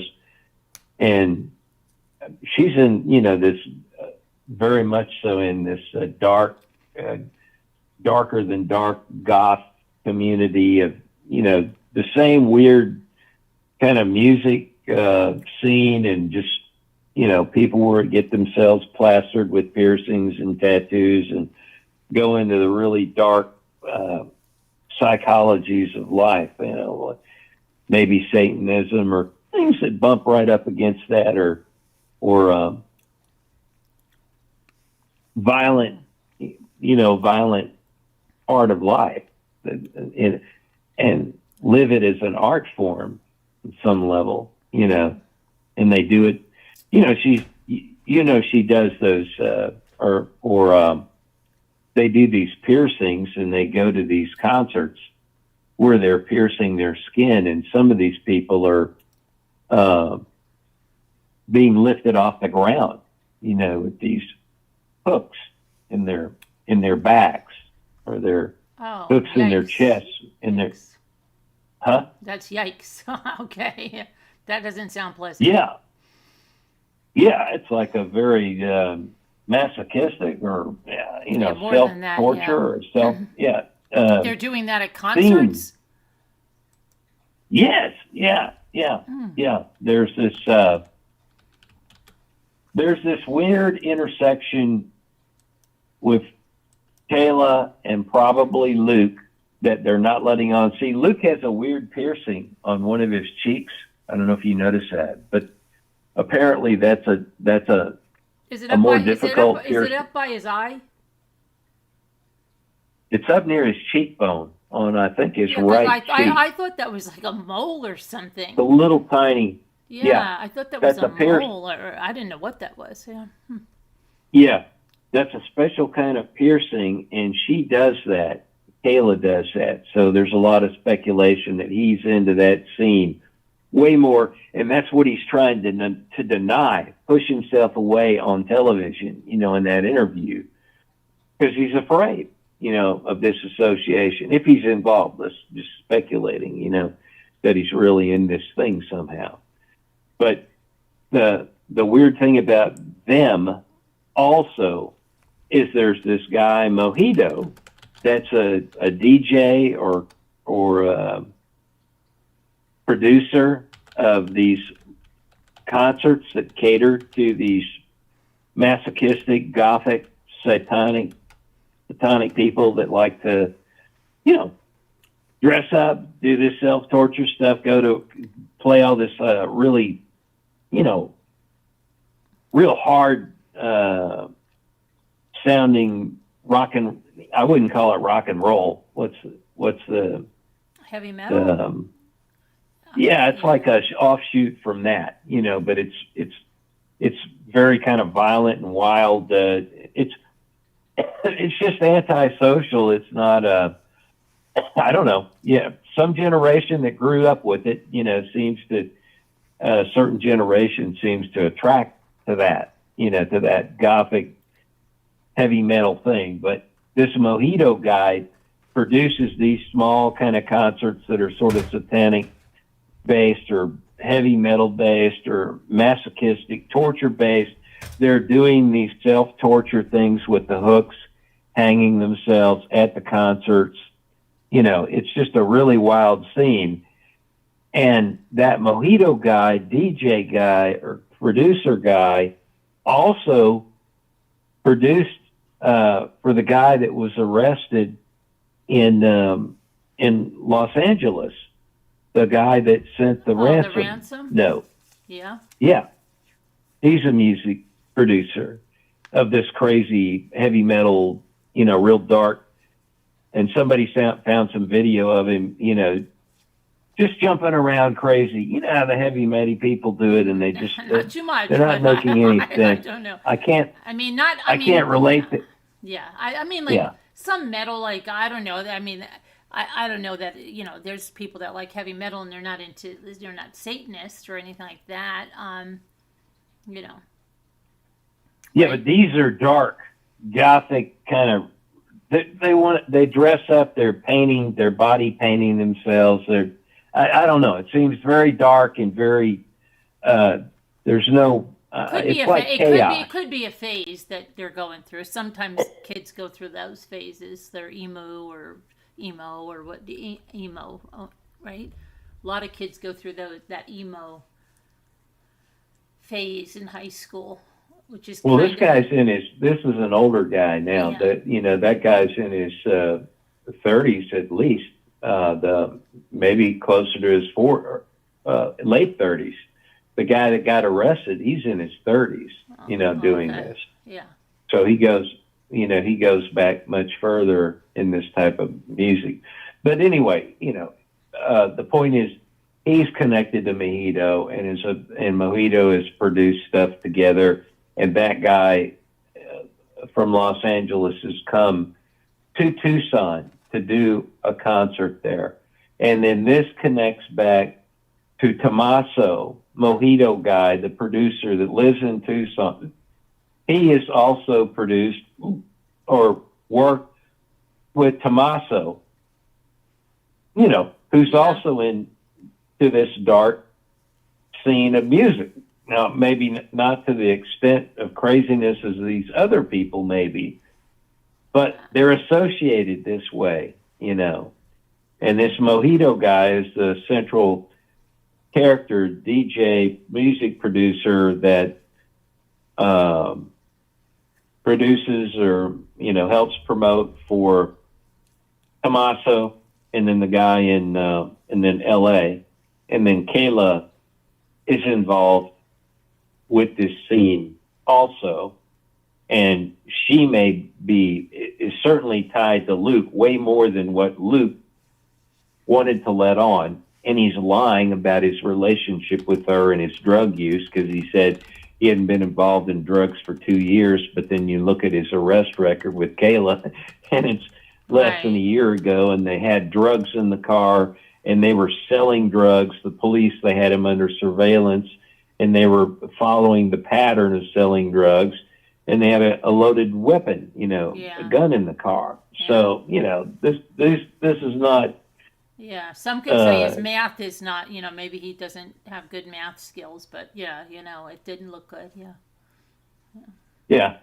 And then the other thing that I thought was weird about Luke too is he has like 3 layers of clothes on, Oh, he's got a lot of clothes on. Yeah, and I thought it was like. I found that weird, because the lady that did the interview, she said it was 90 degrees outside that day, and you could see and a lot of people noticed that.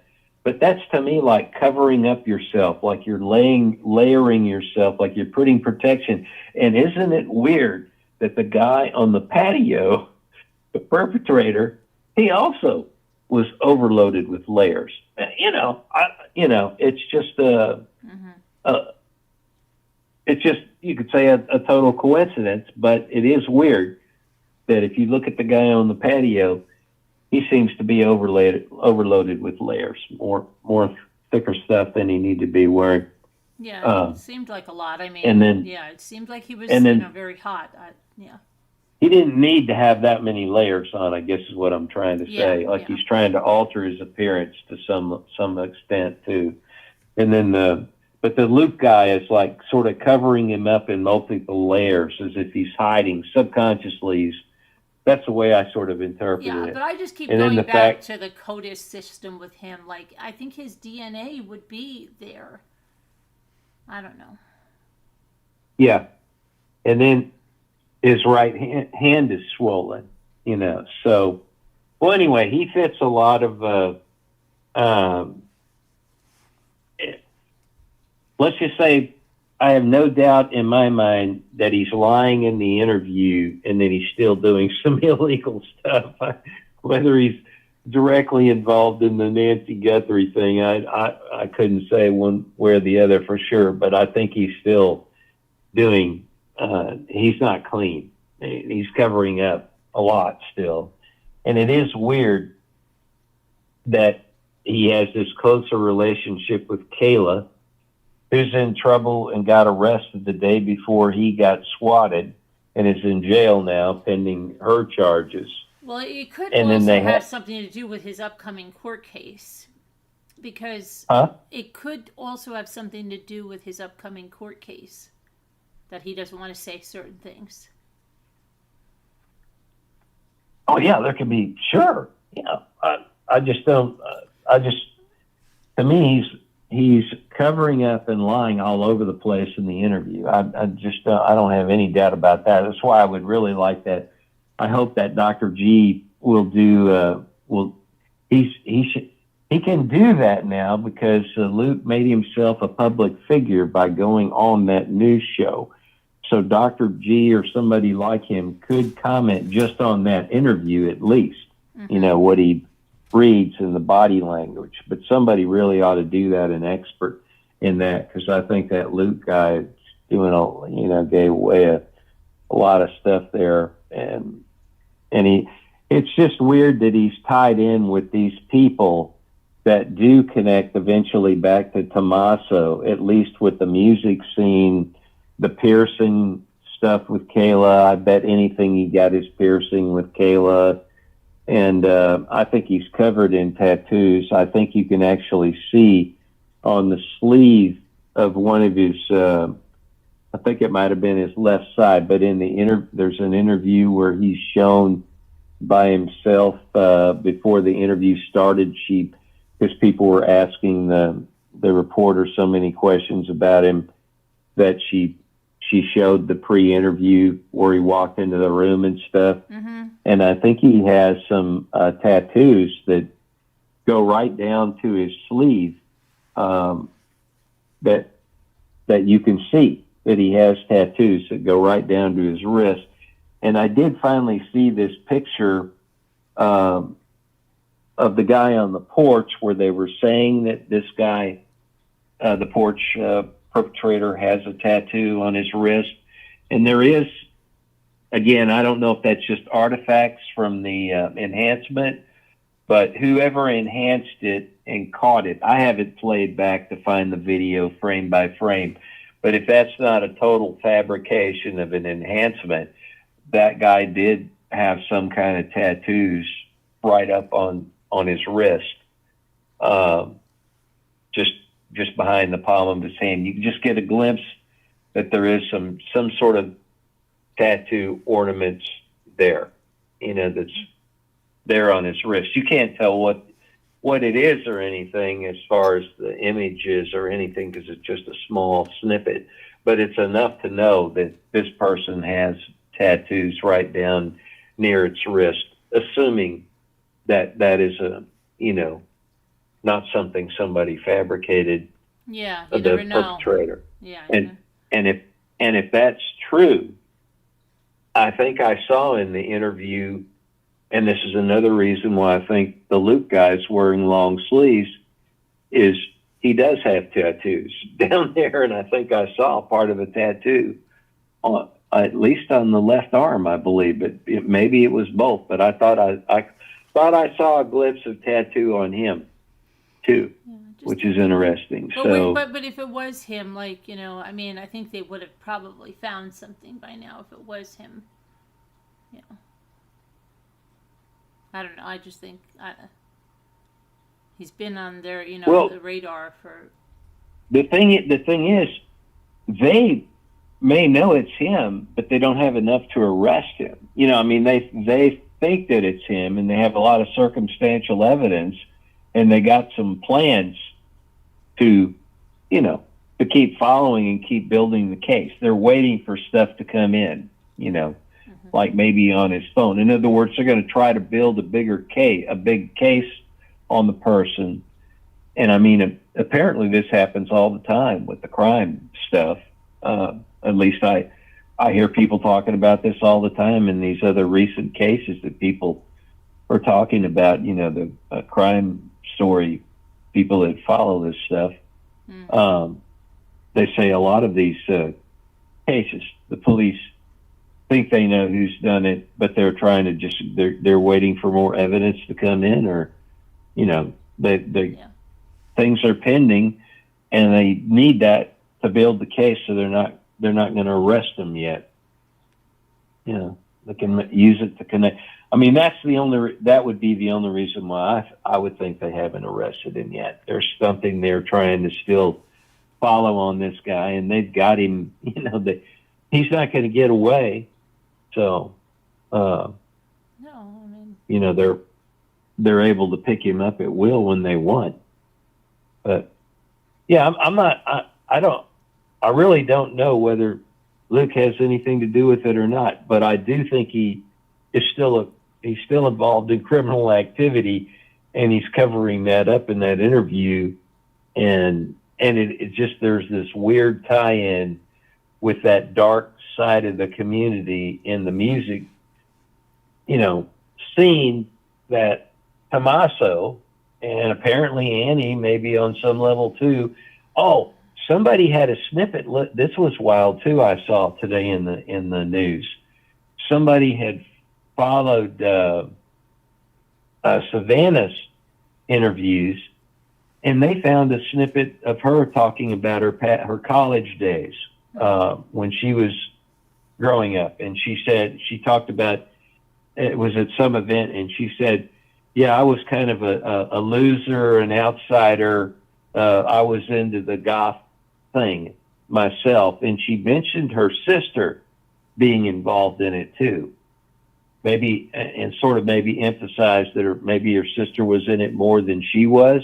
Right. But she mentioned she was in it at some level, not like her sister was, but this was some impactful part of her life with her sister, enough that she, in just one of these interviews, televised interviews, she talked about at some event, people were asking about her past, and she talked about her goth period, and that she was kind of a dropout, a loser before she found what she wanted to do, or what, that type of story. Yeah, but there's also a lot of goth people, like in high school or college, and oh, I know that. Yeah, doesn't mean they're like kidnappers or something like that, right?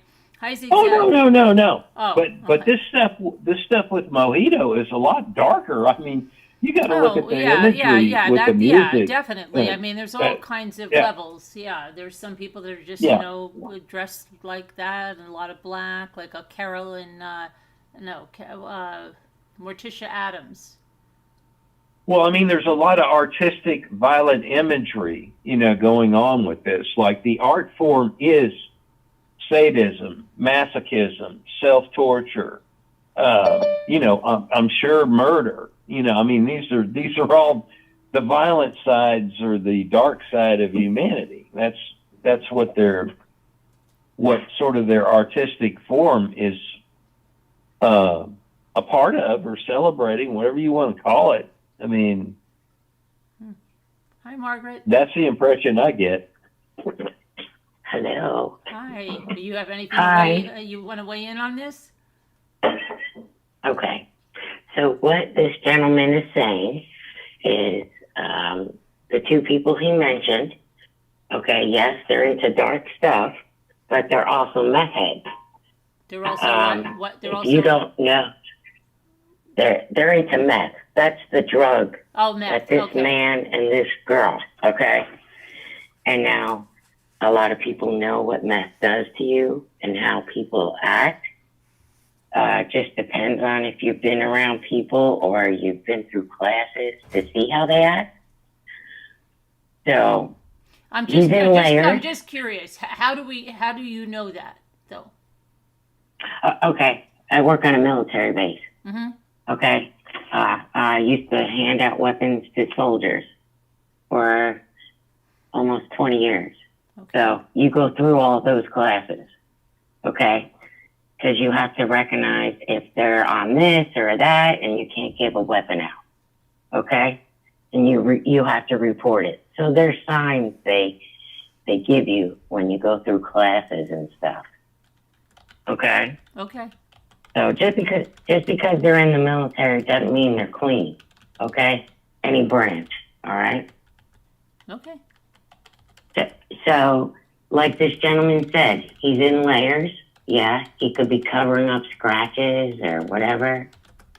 But usually the crime that these two were arrested for is some serious meth possession coming over from Mexico, both of them. Yeah, she's into all that crazy stuff. He is right. They're both on the dark side. But just because he did an interview on TV doesn't mean he's going to say, "Oh yeah, I did this." You know. Mm-hmm. But if you want to cover up a crime, hear me out first, and you don't want to get caught, who are you going to get? You're going to get the bottom feeders to do your work because the bottom feeders want money to get their next hit. And as long as you get them enough of what they want, they'll do whatever. And like I said before, I still believe that the brother-in-law is behind all of it. He just hasn't got caught yet. FBI is not going to tell us what we want them to tell us. Like you even said earlier, they're not going to tell us a lot of stuff. But I believe the brother-in-law hired people, whether they're into guns or darkness or whatever, he hired people that he knew was crazy enough that would do it for him. That's what I believe. Mm-hmm.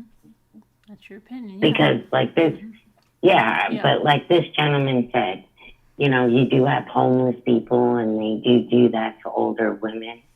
Yes. But what cases do you know that they're going to take the elderly lady out? They're going to do it right there in their home and leave them there. But why take her out? Like, if they're into drugs and stuff, why not swipe a bunch of stuff that they could sell for drugs? Because, like I said, what I believe and what I think, the brother-in-law hired people, because who's gonna get money from her being passed away, God forbid? It's in the family. That's who's gonna reap the rewards. If you look at it. I don't know. I mean, that's what I think. I mean, that's how I look at it. Because if they're going to rob you, they're going to come in and they're going to shoot you and kill you and take your stuff. I believe that. That I believe. Oh. And I believe Yeah. This is another point I wanted to make a point. So let me just make it real quick before I forget, because it's another thing I thought through recently logically, that why that to me is there's no way this is a robbery. Because what we see is that there's a casing of the house, probably, or at least an attempt to premeditate on some level. But the key that's what they're making you think, because there's no time on the other picture they put out. They're making you think that. Well, and I can say that what this could be the same night, possibly that picture was taken, because I figured out how that could be after thinking this stuff through, because I listened to all kinds of aspects. I have a photography background, and so I have some understanding about the backlighting and the full moon and the differences in the pictures, and then I found out something about that.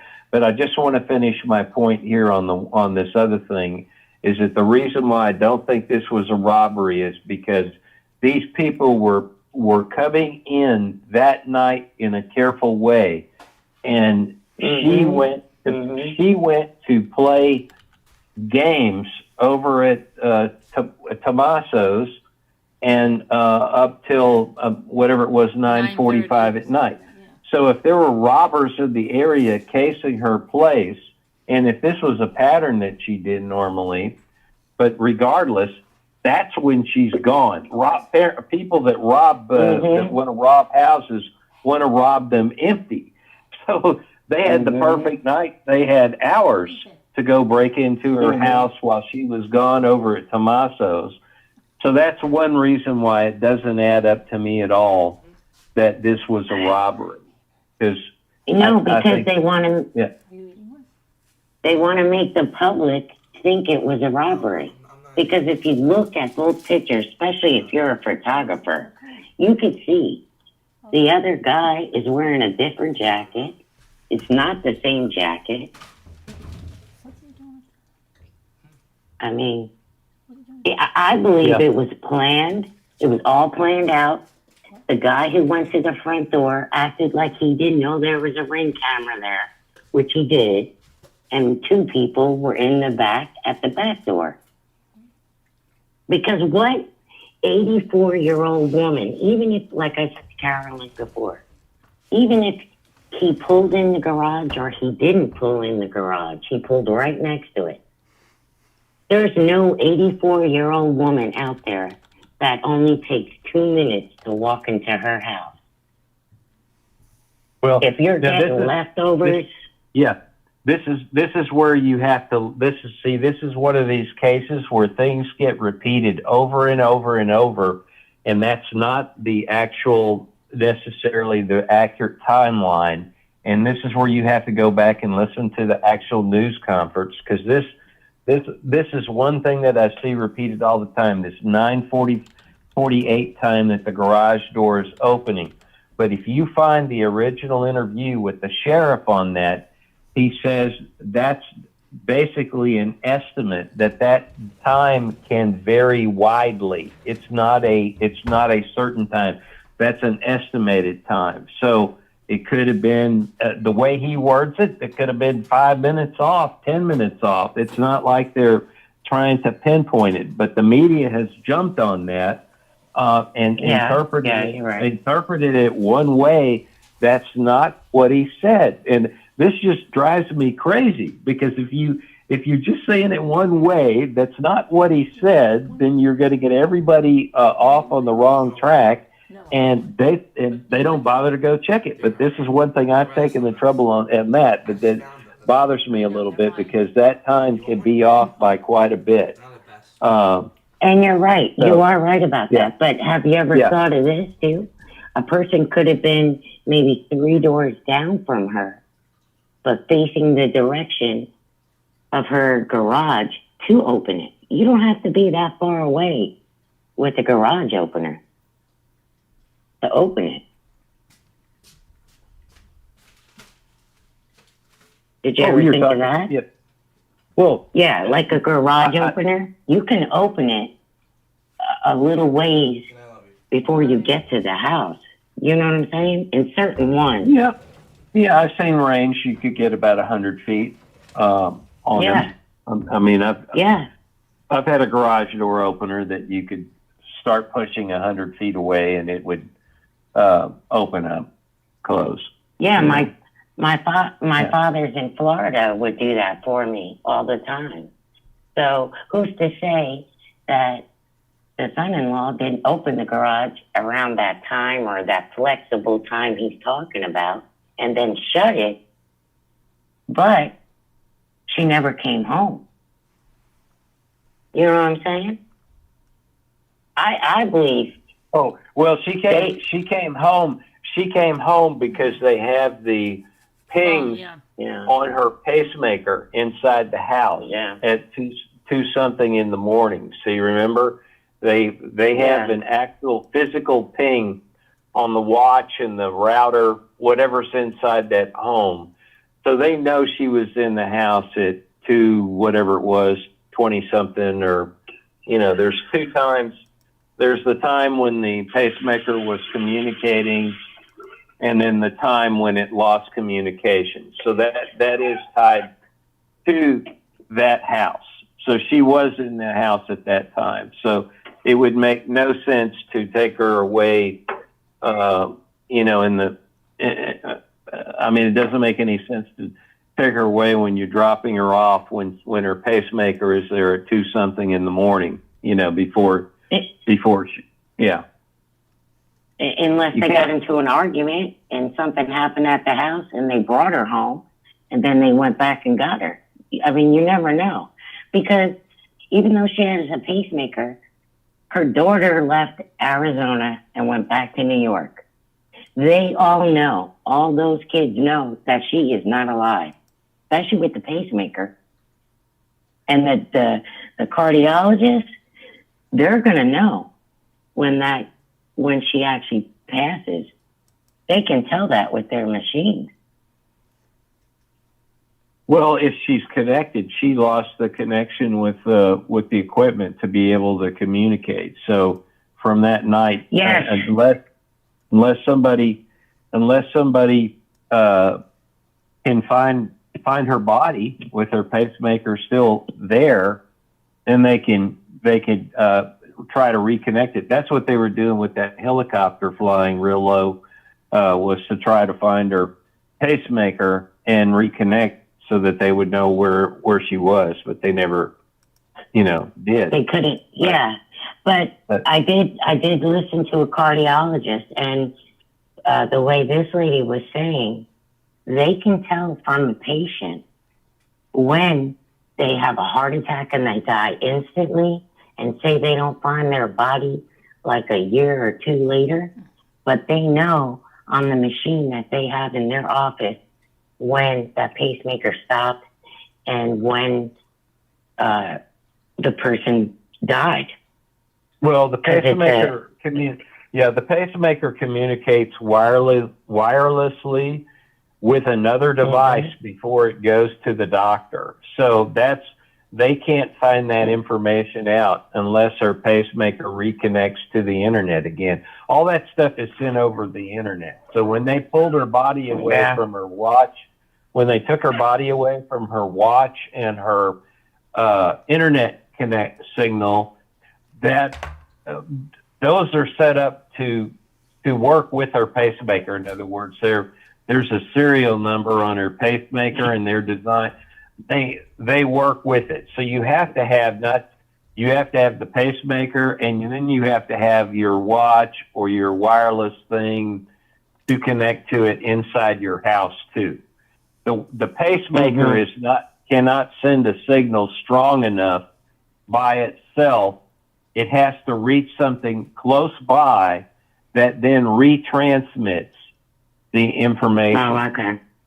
Yeah. So when they took, this is why they know she, her heart got excited. Okay. Probably that was the moment she encountered the criminals or whatever.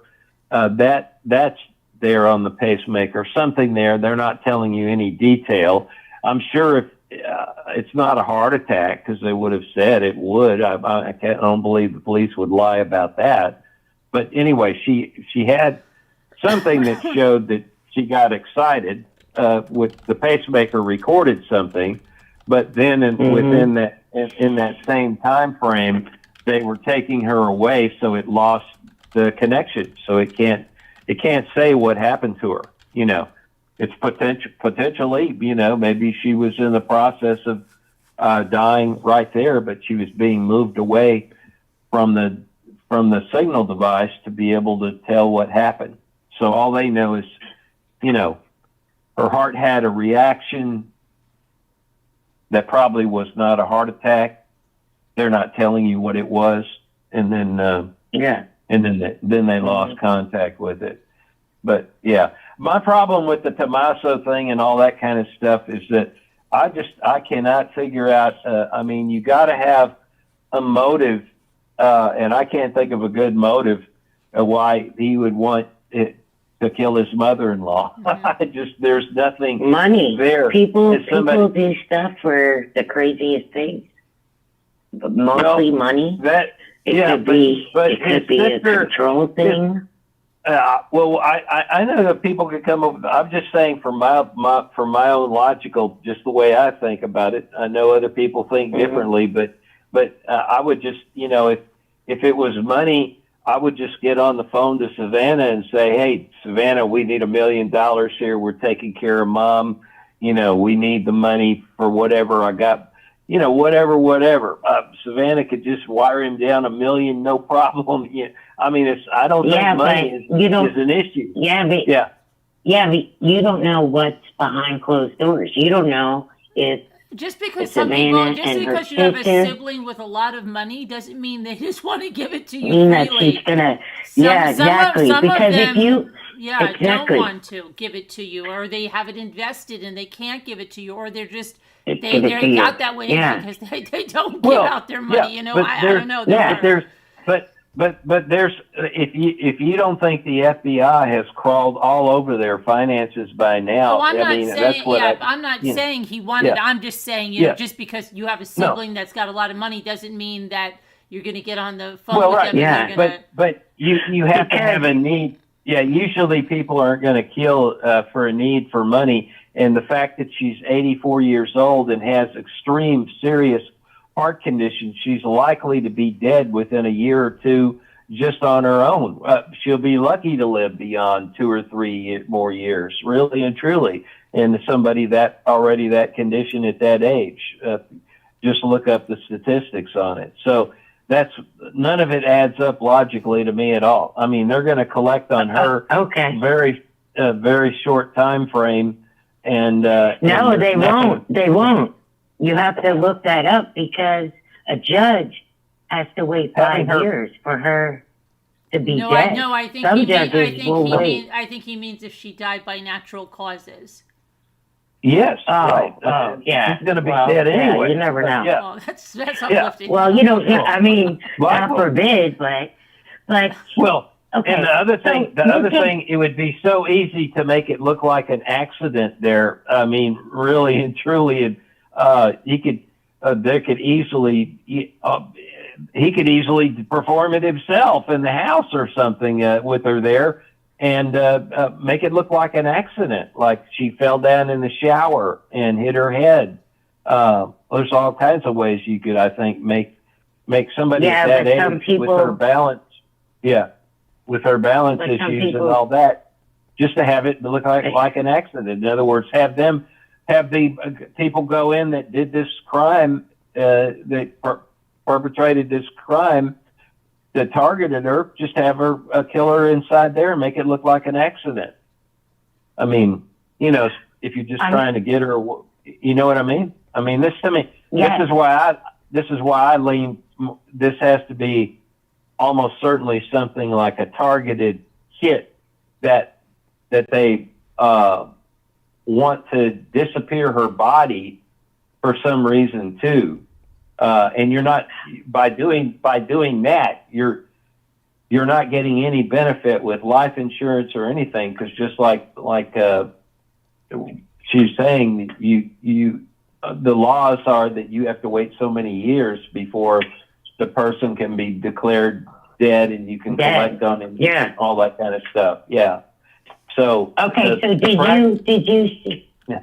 Okay, did you see when Savannah walked out in front of the house with him and her, and how the body language was? Did you pay attention to that? Did you watch that? Oh yeah, I watched when it she very walked closely. out. Yeah. And did you see how Savannah pulled away from him at one point? And then he put his hand lower? Yes, but she, I analyzed that and what she wanted to do, and if you go back and look at it, she wanted to put some flowers down on the bunch of flowers down there. They all three brought flowers. Okay. So in order for her to do that, she had to disengage with him to put her flowers down. No, That's okay. when that happened. Okay, so that's when that happened.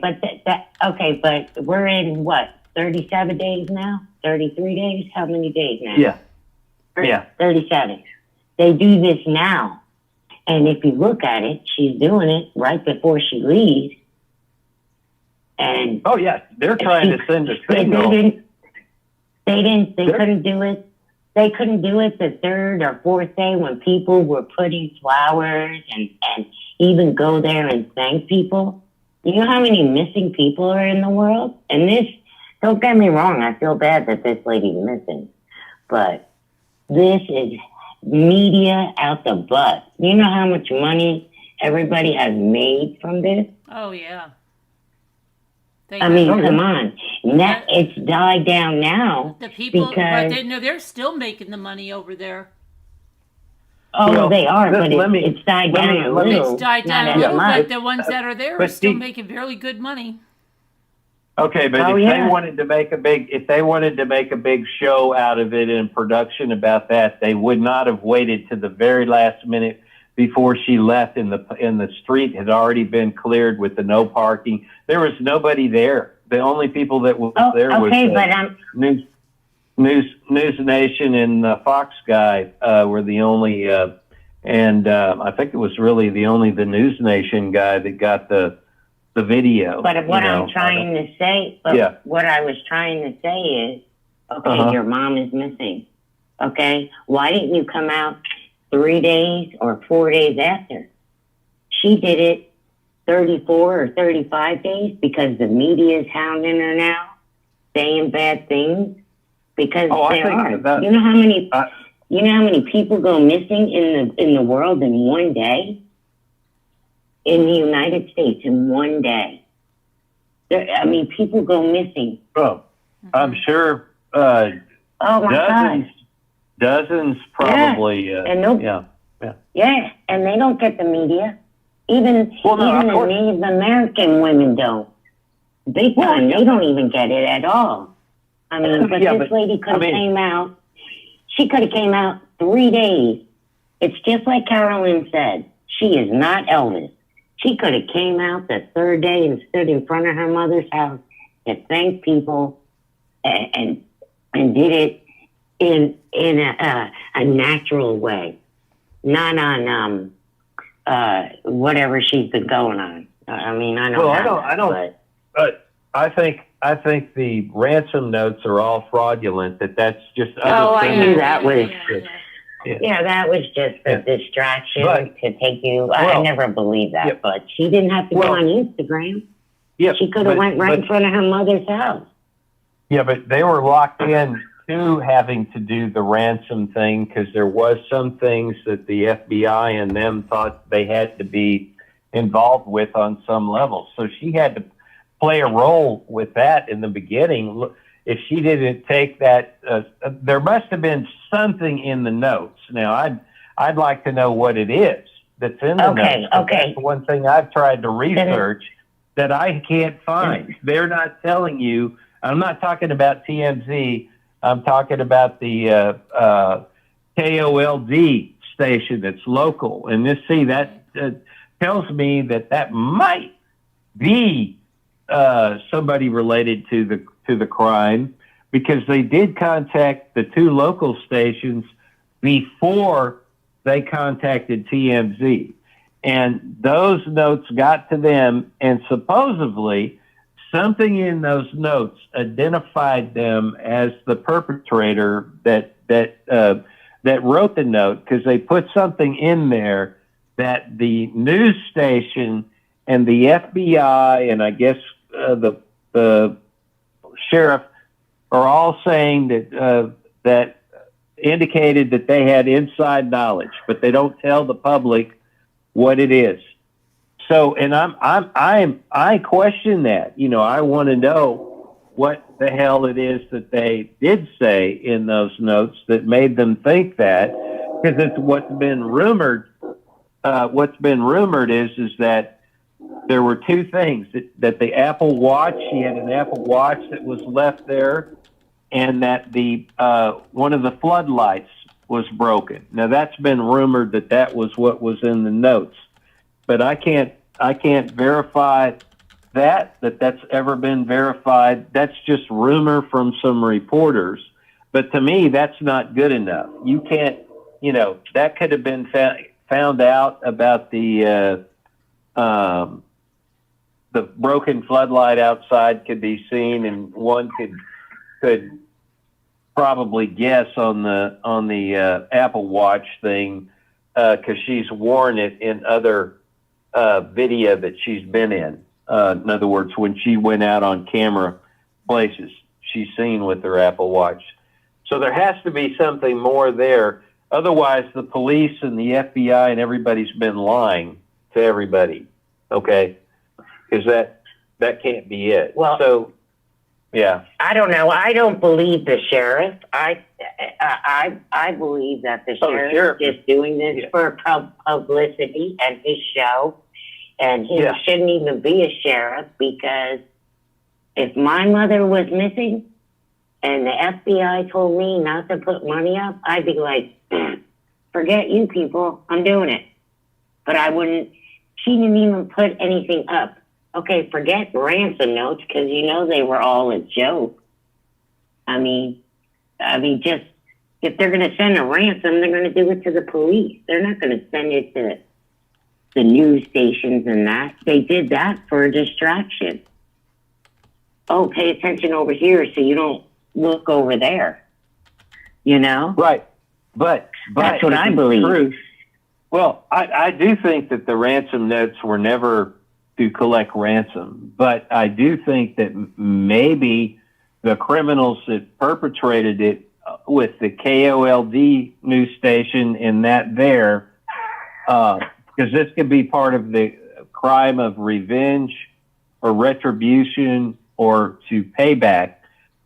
What's interesting about some of the psychological analysis of that, they sent that note before they sent it to TMZ to two stations in Tucson, and both of them were the competing stations against the ones that Nancy worked for. Okay, now that's wild. So whoever this isn't probably Savannah worked for. You mean Savannah worked for? Savannah. Right. Savannah worked for the local news station there, and this perpetrator sent the ransom notes to her competitors that she used to, the other two news stations in the city that she never worked for. They sent the ransom notes to the other two stations, and those stations never made it public. They forwarded both of them straight to the FBI and discussed it privately. It didn't come out till later that they had gotten these notes or anything. It was the TMZ guy that went public, and he got the ransom notes later. Okay, so this was somebody. Wait, let me finish my point. This is somebody trying to get media attention, pulling off this crime or involvement with it. And I don't know if it's connected to TMZ or not, but at least those first two notes apparently had something in it that made the FBI think they're real, and that's why Nancy had to play the game that way to tell them they would pay with proof of life and all that. And then people speculate that because the local stations never went public with that until after TMZ went public, that this is the perpetrator getting pissed off or wanting more media. There's some aspect of wanting media attention, that because they picked the two competing stations that were competing against Nancy, and then they escalated it to TMZ on another level. This is somebody trying to make publicity out of it that could be connected back to the crime. So that this then makes one believe that this could be some kind of a vengeance crime against Nancy, like a revenge, Okay, but you got to remember, her sister knows where she worked. Her brother-in-law knows where she worked.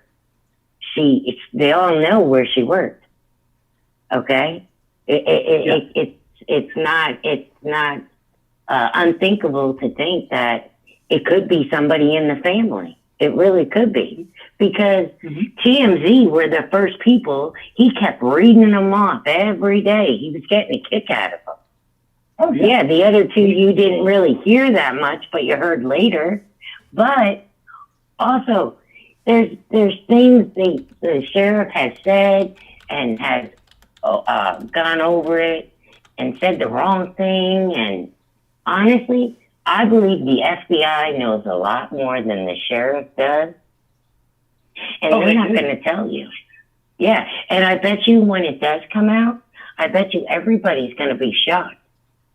Because usually when a person is missing this long, it starts to go into a cold case. I mean, I don't know if you've watched missing cases, but after a month, I think, it starts to get into a cold case. I'll be surprised I will be surprised I think the FBI already has their suspects on some level, but they're building their case. They want more evidence, and they want to, if there's more people involved in this than just one or two people, then they're trying to build their case. I think there could be, potentially anywhere from 1 to maybe 3, maybe 4, but likely just 3, up to 3, but maybe 4. I'd be shocked if it's anything more than that. Then you'd have to be into some really wild, crime that wouldn't have any connection with the family. It'd be some kind of really crazy stuff going on. Like, Or if you're on some crazy kind of drug, you could think you could do and move a mountain. Some people get like that too. Well, that's where I would think that you could have the multiple people with somebody like connected, like with Luke and Kayla, and that scene. Because Kayla, apparently her boyfriend or her life mate, I don't know if I don't think she's married to anybody, but the person that she's with, that guy has been in human trafficking. He's the person that she's in a relationship with has been involved in human trafficking and drugs also.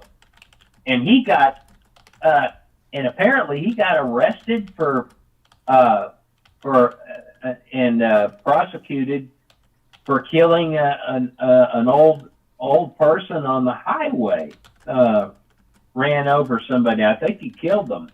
An older person, giving chase, getting away, trying to escape or something. But he said, anyway, all these people have got they got the creepy backgrounds and stuff like that. And where I think that could connect back to Tommaso and Nancy is that these people, maybe through this weird music scene, found out about Nancy through Tommaso, and thought she could be a target for them. And Tommaso doesn't have anything to do with it. But that's the crazy group that could get that. Yeah, but you don't know if he still. Yeah, but you don't know if he still hangs out with these people. We have no idea. Just because he hasn't played in his band doesn't mean he doesn't still hang out with these people. You don't know what happens behind closed doors. Yeah, his wife would surely know if he. Yeah, but even her interview, the very first one, there was red flags all over her. Her heavy breathing, she wasn't really crying. And then the second interview, she just looked totally different, like she was going to break any minute, because it looked like she couldn't take it. So, well, I don't know. I feel it in my gut that if them two are involved, and they got other people to do the dirty work. With the music, with the crazy music scene and that connection with Mojito, it does put them in close proximity to the drug world, to that dark side of human. Have you looked at his Facebook? At Tommaso's Facebook, what it said, I don't know if it's still up, but when it first happened, I looked it up, and it says something about murder in lyrics from a song.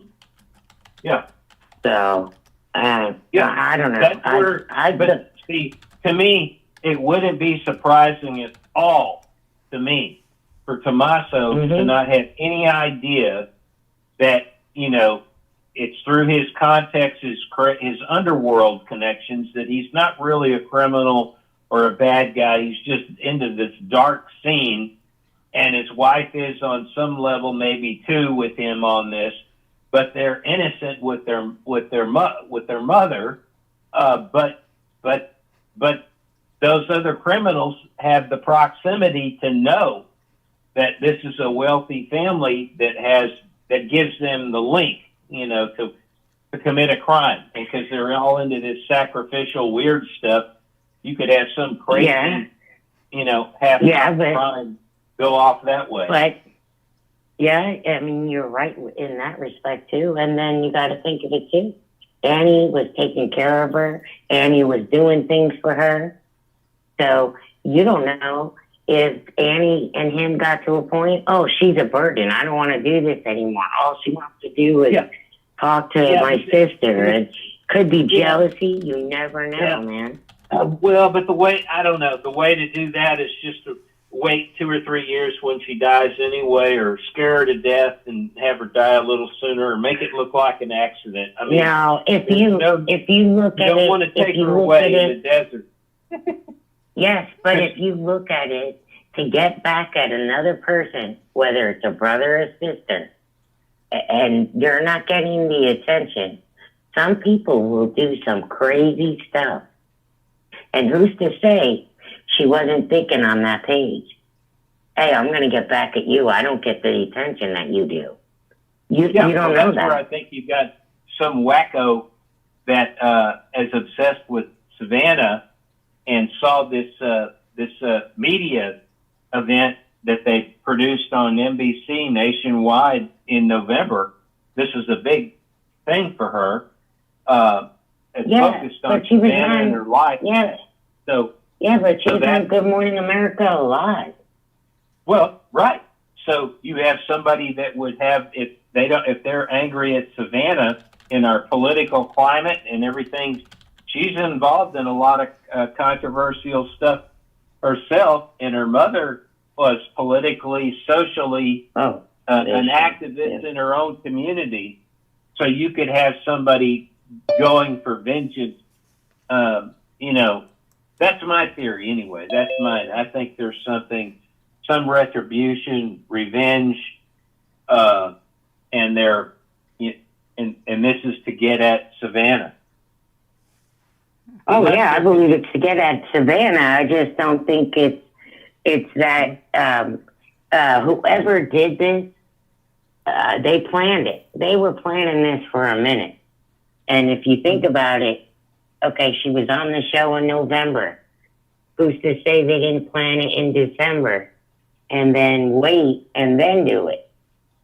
They planned it out so good that they had to have known this sheriff was going to be off the wall, bouncing all over the place, and not figure it out.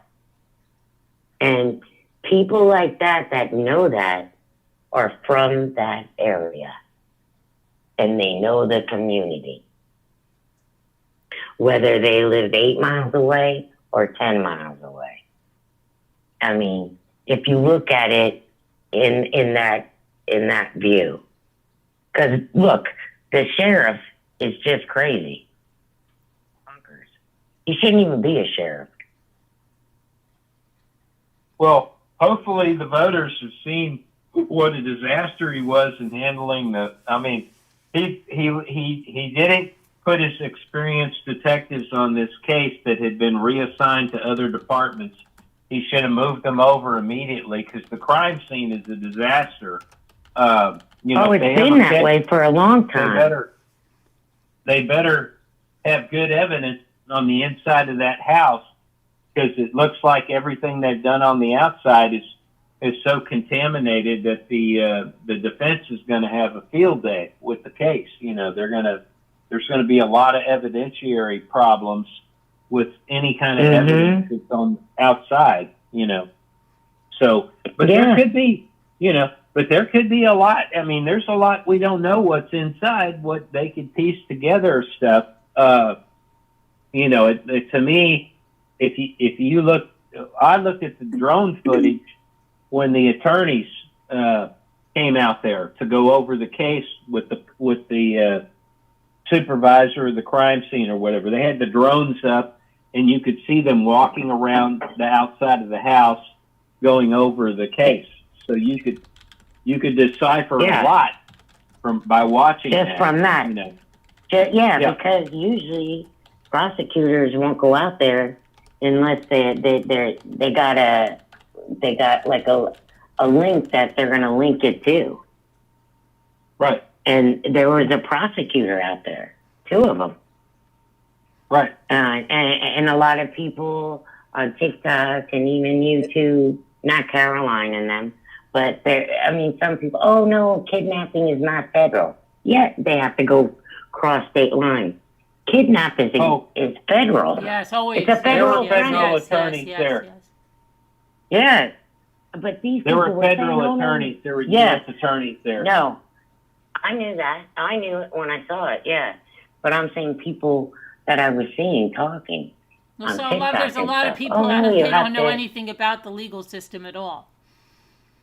Exactly. Yeah. Exactly. Just like you said. Just like They that's don't. why I don't like to watch a trial on some of those channels, is people don't understand anything. Oh, it's so infuriating. Exactly. Yeah. Yeah. They make up their own laws. Yeah. They don't. Yeah. And and I bet you, because like I didn't know he had a show until Caroline told me. I bet you Savannah will not let him put this on his show. I bet you she'll probably try to sue him if he does. I don't know. Because you have to, I think you got to get permission from people before you can put it on there. I don't know. Cops, bad boys. Who are you going to call? I don't think those people are given permission. Well, no, that was a different show. Yeah, I know, but I mean, it's the same kind of thing, you know? Is it? Yeah. But, okay, but they probably show a little more graphic because it's on A&E or something, you said, right? Mm-hmm. Well, their show's on Yeah. A&E too, yeah. Yeah, so it's probably more graphic, but I would think they would have to get permission. I'll try to from find her. out. Let me see if I can find out. Yeah, just to even air it. You know what I'm saying? Mm-hmm. Oh well, obviously the A&E and the producers, whatever legal rights they secured, you can be damn sure they're going to produce program on this for sure. Whether it's cooperation with the sheriff or anything, they're going to parlay this into as big a money deal as they can, because there's a lot of money to be made off this for sure. All the drama that's involved in this. But I mean, they there's going to would be a have to get movie. permission from the. They would There'll probably be have to get movie. permission from her family. Yeah, I don't know. Yeah, whatever usually the public. I would think. Yeah. I mean, that's what I would think. Because all the documentaries that I have watched, not on cops, but most of the victims that make a documentary about Well, a person that was... Nancy's the victim, and unless she's done some wild, she's almost certainly dead, and so she's not going to have any say. And I doubt she's thought about signing away her life story rights or copyrights or there's nothing. These are all things that are going to be made in the future that she, Oh yeah, I'm sure. now. Yeah, but who's ever in charge of her will, though, yeah, because some people don't want to make money off of their parents' death or something. Yeah, I mean, they could stop them. Yeah, they can't stop them producing anything about it. That maybe they won't be involved in it in any way, but they can't stop them. This is a public, public figures, public case. A public, it's an international case. So, unfortunately, you lose a lot of your rights on something like that, and she's dead. So, maybe usually people that are going to produce movies or series are going to try to work with the survivors or whoever could have rights to certain things being said or whatever. They'll try to cooperate. But if they don't want to cooperate, they'll just go do their own thing, whether they get help cooperation or not. I don't think. Yeah, and I don't think Savannah is going to want money to be made off this at all. So, or her family. So I don't think they're going to cooperate. Likely at all. And there's exactly, and there's a lot of crime where there's a lot of crime out there. I mean, when you go into town, I mean, but nobody's talked about it until she went missing. Arizona is very bad to live in. Well, Tucson, the proper is not good. Like, I mean, but where they are, Yeah, it's supposedly it's very bad. safe. About on the outskirts of what is it? West Tucson? Is that what it is? Well, Yeah. this area of town, do you listen? I don't know your name, the other lady talking here, but do you listen to this Brian Hinton guy at all? I The do. reporter? I did. Okay, see, I did before, but the only thing He I pi- don't he like pissed you off- is he when pissed they you went off? in He pissed you off? to do the, yeah, Oh. when they went in to do the first SWAT, he was the only reporter they let in before they went into that house.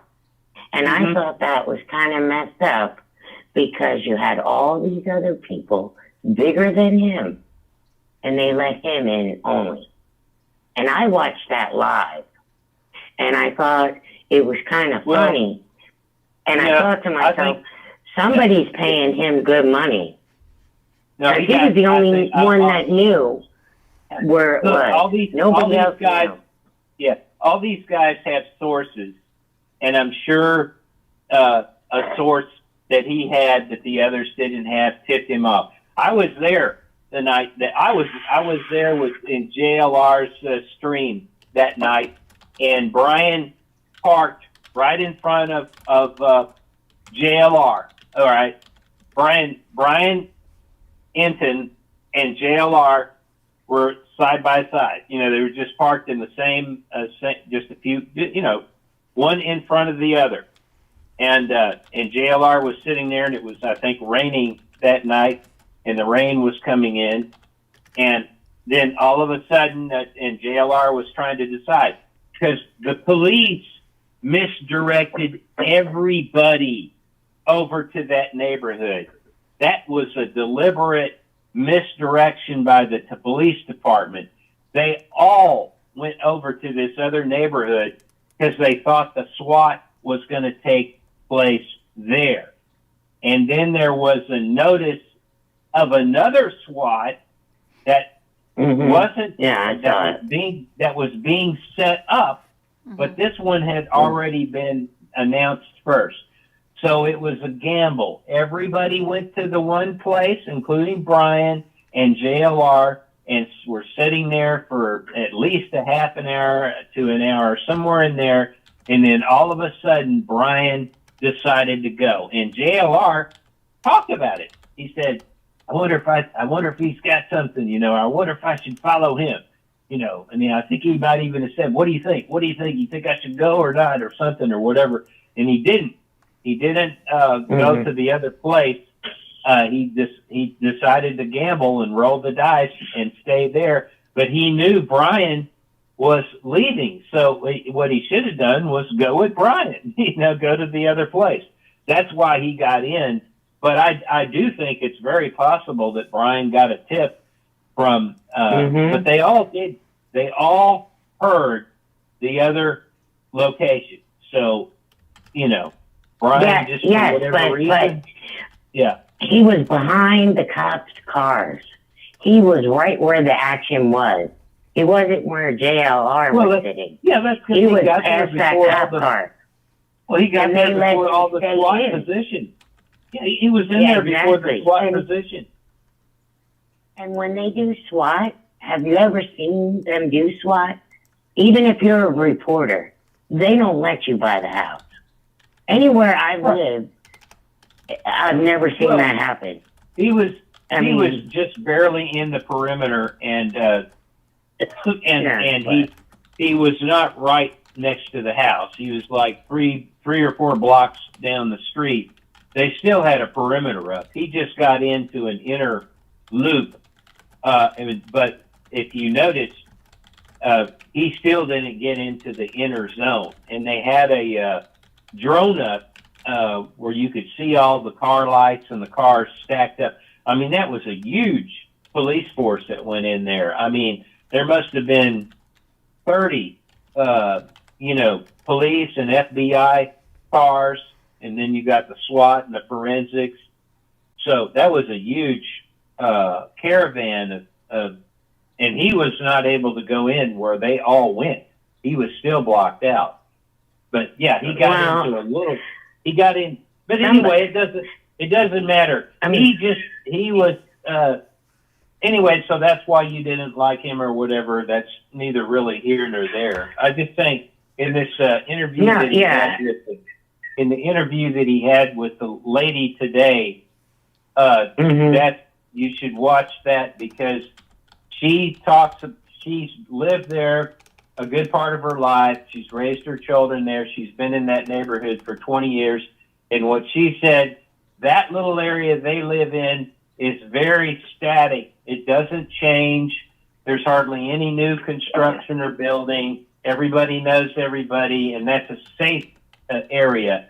But other areas outside that little community are much less safe than they were just even a few years ago. So the community has been encroached by a lot of crime, but it hasn't really penetrated into their inner neighborhood. There was some break-in. She mentions it in the interview just down the street, and apparently it's the same a house that got hit more than once, like twice or something, and that was like 5 years ago or whatever. And I don't know, what the details. My girlfriend lived there. She just actually moved away from there, and she's so happy. And there is a lot of crime. Yeah, you just don't hear about it on the news. One thing that she mentioned that was interesting, that you crime people that you like to follow all this ins and outs. It's interesting to find out. She did say a neighbor that lives very close to Nancy, and I heard this from somebody else too, got out of there right after this crime occurred, right in this time zone now. They moved away right away, like they didn't want to have anything to do with it. That could be suspect. Why was it that they moved away because of the crime, or were they going anyway, or maybe were they involved somehow, but somebody did. She mentioned she was surprised that they just spontaneously kind of all moved. They just moved away, and I guess they're selling the house. Well, maybe because of crime. Some people do that. Where my girlfriend lived out there, I mean, you got the Mexican borders right there, the drugs, the homeless people. The crime is it's off the chain out there. You just don't hear about it on the TV like other towns and states. But Arizona has been bad. My girlfriend has been out there 13 years. She's so happy that she left. And she said it was the worst place that she was ever stationed at. She would never go back, even to retire. She said it's terrible. The drugs, the crime, and sex trafficking. There's so much stuff that goes on there. So, and then I heard too, the sheriff, I heard, he don't even have enough cops to do the work they need to do. Yeah. They're way understaffed. Yeah. They need like 300 more police, people there at least, I mean, it's way understaffed. The city and the county, all that. Yeah, sure. Exactly. The sheriff is a disaster. Yeah. So, Caroline, what do you think? I don't even know at this point. I know that it's not a robbery. I know that it's not a kidnapping. I know that, nobody's tried to claim the $1 million. Well, I mean, people may have tried to claim it, but nobody seriously. And I just think that from all intents and purposes, it appears that somebody wanted her gone for some reason. She was the thing to get her gone somehow. But it could be a neighbor. It could be a political thing. It could be an organization she was in. I wish we knew more about the things she was in and stuff like that, because she could very well have an enemy in one of those circles. Yep. Now, doesn't it bother you, Caroline? They don't even tell you what color pajamas she Well, was yeah, last people wearing. have said that. Yeah, there was nothing on her thing about what she was last wearing. We don't even know. And I think that just it means that they know she didn't walk out of there, so no one's going to see her walking around. To me, that's what it means. Yeah. Well, yeah. I think. Here's the thing that, you know, the other thing that's very telling. But see, they just don't want to say that she is either unconscious or dead, probably going out the door. That's my opinion, because she didn't. They say certain things, and all you have to do is put two and two together. I mean, she didn't get her medicine. She didn't get her medicine. She didn't have her watch. Her Mhm. cane. She didn't get her glasses. Oh, She yeah. didn't get her hearing aids. aids. And then the other thing I heard. Her cane. that I her hadn't- cane.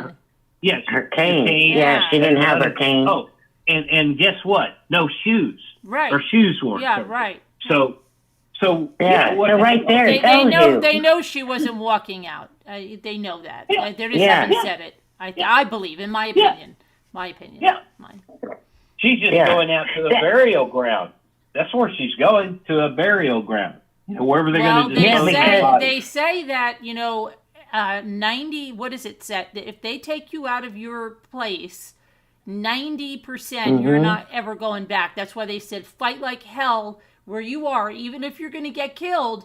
You're better off to fight because if they get you out of there, there's a 10% chance you're getting out, and a 90% chance they're going to do away with you. Well, and the detectives that are willing to be more honest on these shows, because they all want to say we're all praying. Well, Nancy's we coming are back and all this praying stuff. for her, but Yeah. I mean, it is Yeah. the reality is that anybody just in terms of that 90. That's what they tell you if they're teaching you this. They'll say, fight. Don't think you're going to be complicit and they're going to let you go. Like, oh, I'll go like a good girl. Don't worry about it. Yeah, I got it. Yeah. Yeah, but a lot. What the experienced detectives were saying, these were more professional hit in the sense that they're taking the body to destroy all the evidence and to remove it as an immediate murder case. So it is a higher type of hit, unless it's a panic situation.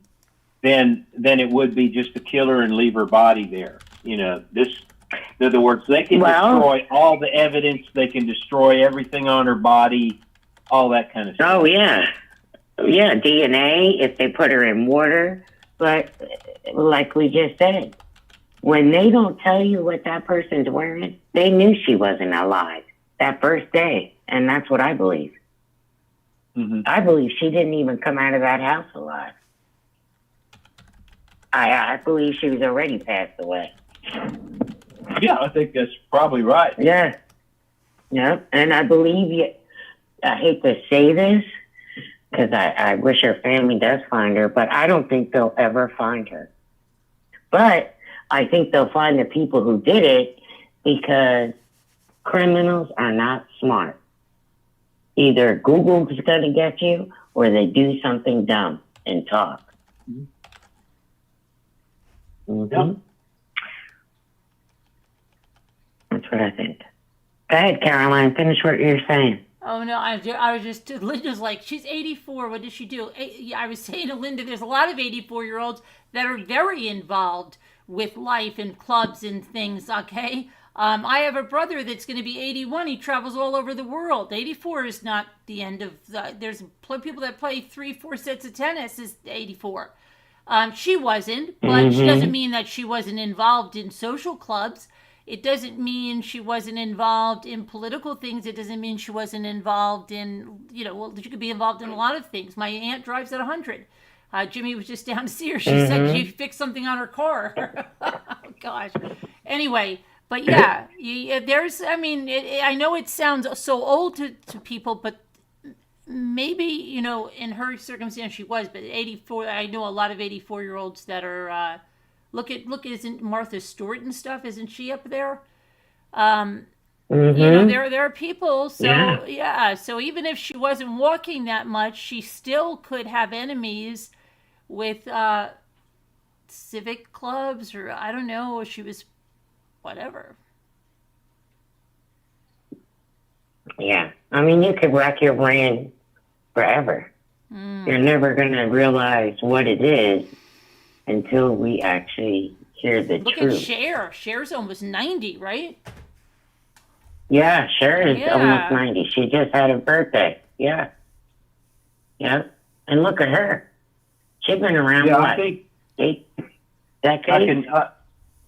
Somebody with her heart condition, though, and the blood thinners and everything like that, really. That's why this is one reason why I just can't see anybody in the family, immediate family, wanting her dead by any other means, unless they're going to make it look like an accident, because she's dead anyway in a short time. I mean, you just at that age, you're going to stroke out.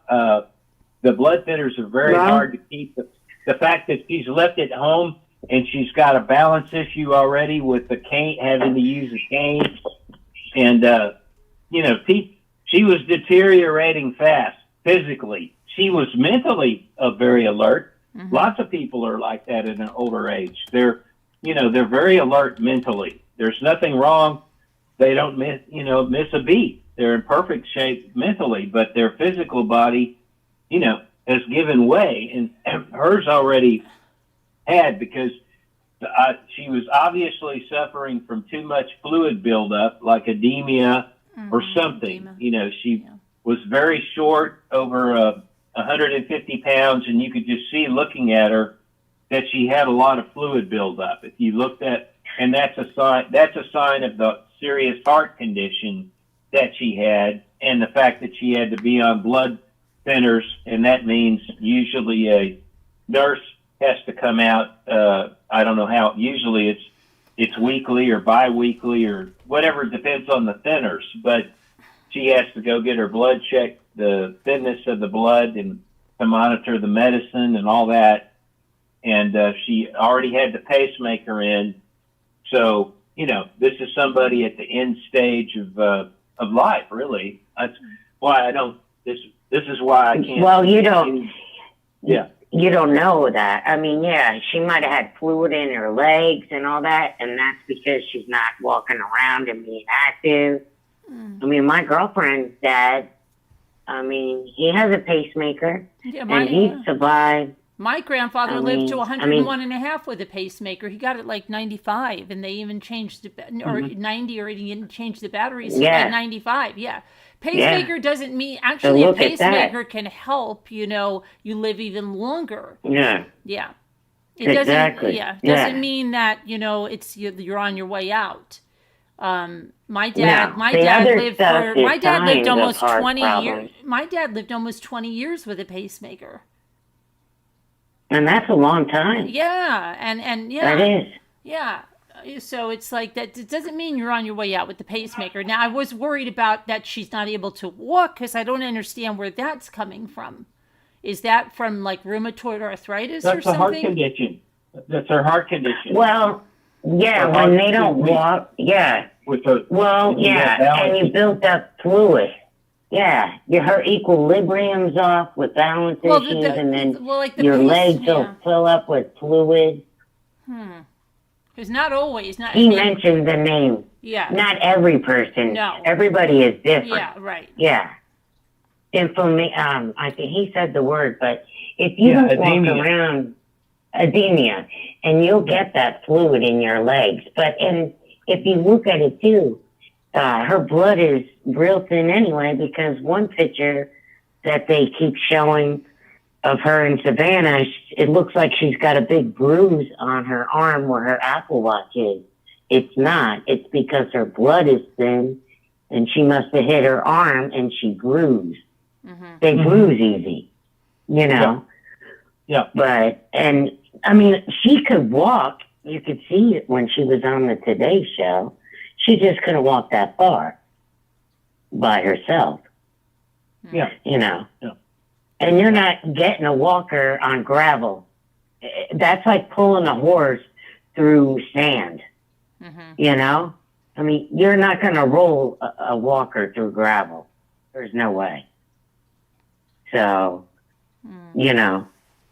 I mean, all these people thinking, oh, she walked out. No, she didn't walk out. No, I think they know she didn't walk out, or they would say, like, she was last, or these are her clothes that are missing, or she might be wearing this. They haven't said anything. People are asking about that. Why haven't they put any outfit or anything that she was wearing? So I think it's safe to say they know she didn't walk out of there.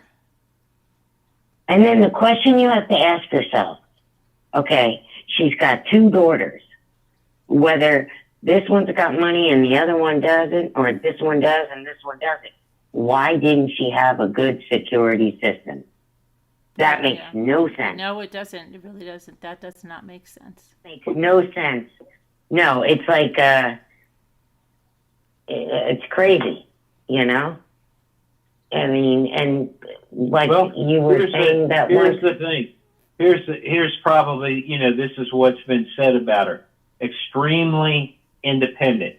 Very spunky is her personality. In other words, this is somebody who's probably pretty stubborn and it's going to do things her way. And if you don't like it, too bad, kind of thing.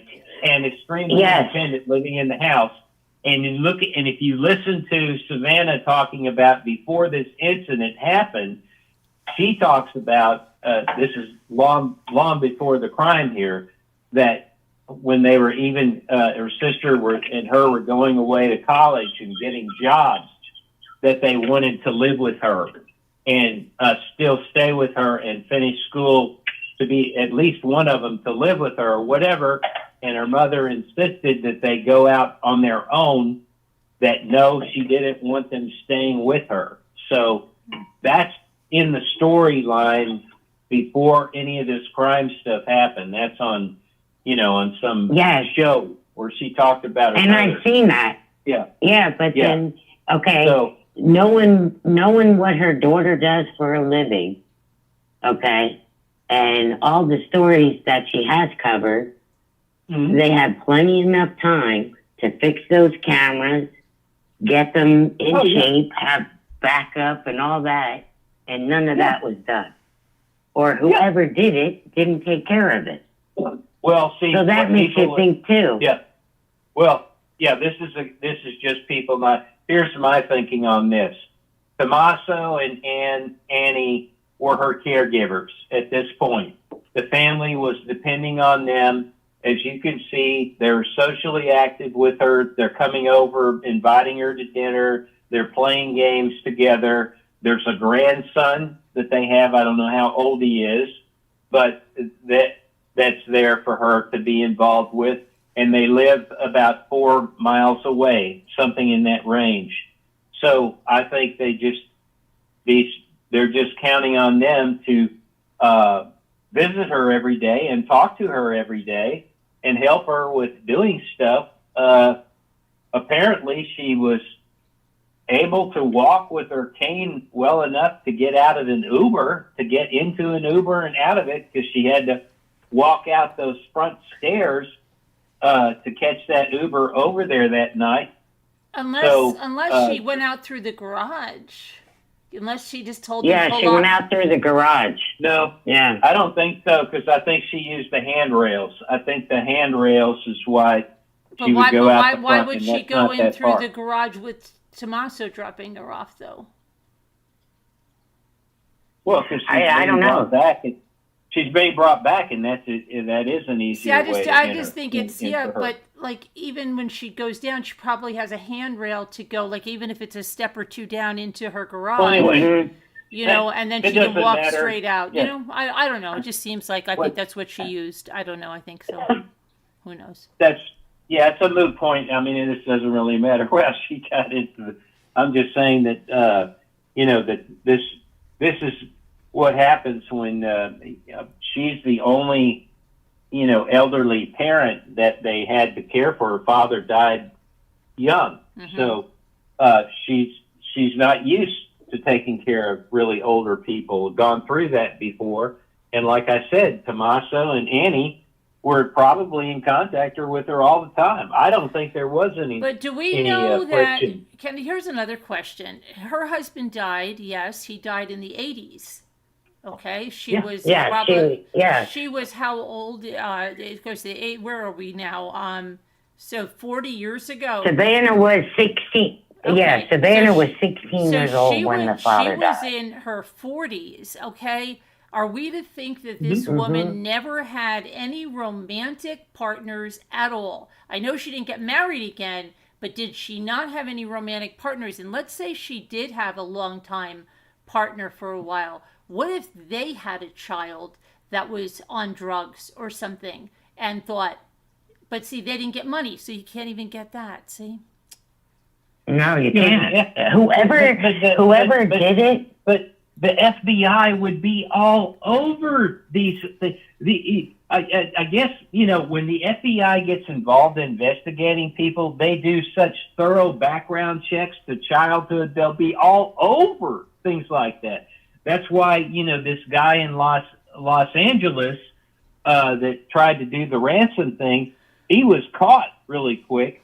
But if he had any tie-ins, I mean, I'm sure that they already know that guy from Los Angeles is tied into the Tommaso guy through the music and through that Mojito guy in Tucson. In other words, from the way I hear about the FBI, the way they investigate stuff, and how good they are with the online tracking and everything else, there's so many layers deep. And you got the president involved in all of this, talking about the case. I mean, Yes, but do you see why he did that? But do they're you see why massive he did that? resources. No, Yeah. she had to have friends Yeah. or something. What if there's somebody that she lent money to or something and she wanted it back and they didn't have it? I don't know. What if there's like Or do you, look, the president even intervened. He did it so nobody would mention the Epstein file. This took a lot off Good night, of the pretty girl. Epstein files. If you think about it. Oh, well, that's a smart. Everybody's going to try to take advantage of the situation. So sure, the Trump thing would do anything to get the attention off the Epstein files. Sure. Oh yeah, because what Not other exactly case have you ever? What other case have you ever seen him go on TV about a missing person? None at all. Yeah, but that's just him. That's just him being. He's very sharp and shrewd with the media. You know what's Trump, weird though? Trump is the biggest media manipulator in history, practically. I mean, what other person? Oh, I know that already. Media more than Trump. But he's a master. But you know. But you know what's weird though? Okay, regarding the president is that Savannah was not, let's say, complimentary to him during a debate, right? Mm-hmm. Okay, at all. Exactly. And he remembers that stuff because he will tell members of the press, oh, I remember you don't even smile. I remember you don't even do this. So why does he have this soft spot for Savannah when he doesn't have it for any other press that is not for him? Yeah, exactly. That is odd. That is really, really odd to me. That's very odd. And I think it's Cash he's Patel very was true supposed to because be there. the media is all focused on them, and sympathy. It gets him sympathy, and he gets everything because else wait, off just Epstein. stop for a minute. Stop for 1 minute. When Rob Reiner was killed, he didn't say anything. He said something pretty awful. Okay, that's right. So why would he have this soft spot for Savannah? I just don't get it. Because she was not complimentary to him. Rob Reiner was a constant personal attacker vocally against Trump, and Savannah just did her job with the NBC in the debate thing. And that was so long ago. That wasn't recent. But I think and it's her mother. It's her mother that's missing. It's not, Yes, that's how you get back at somebody.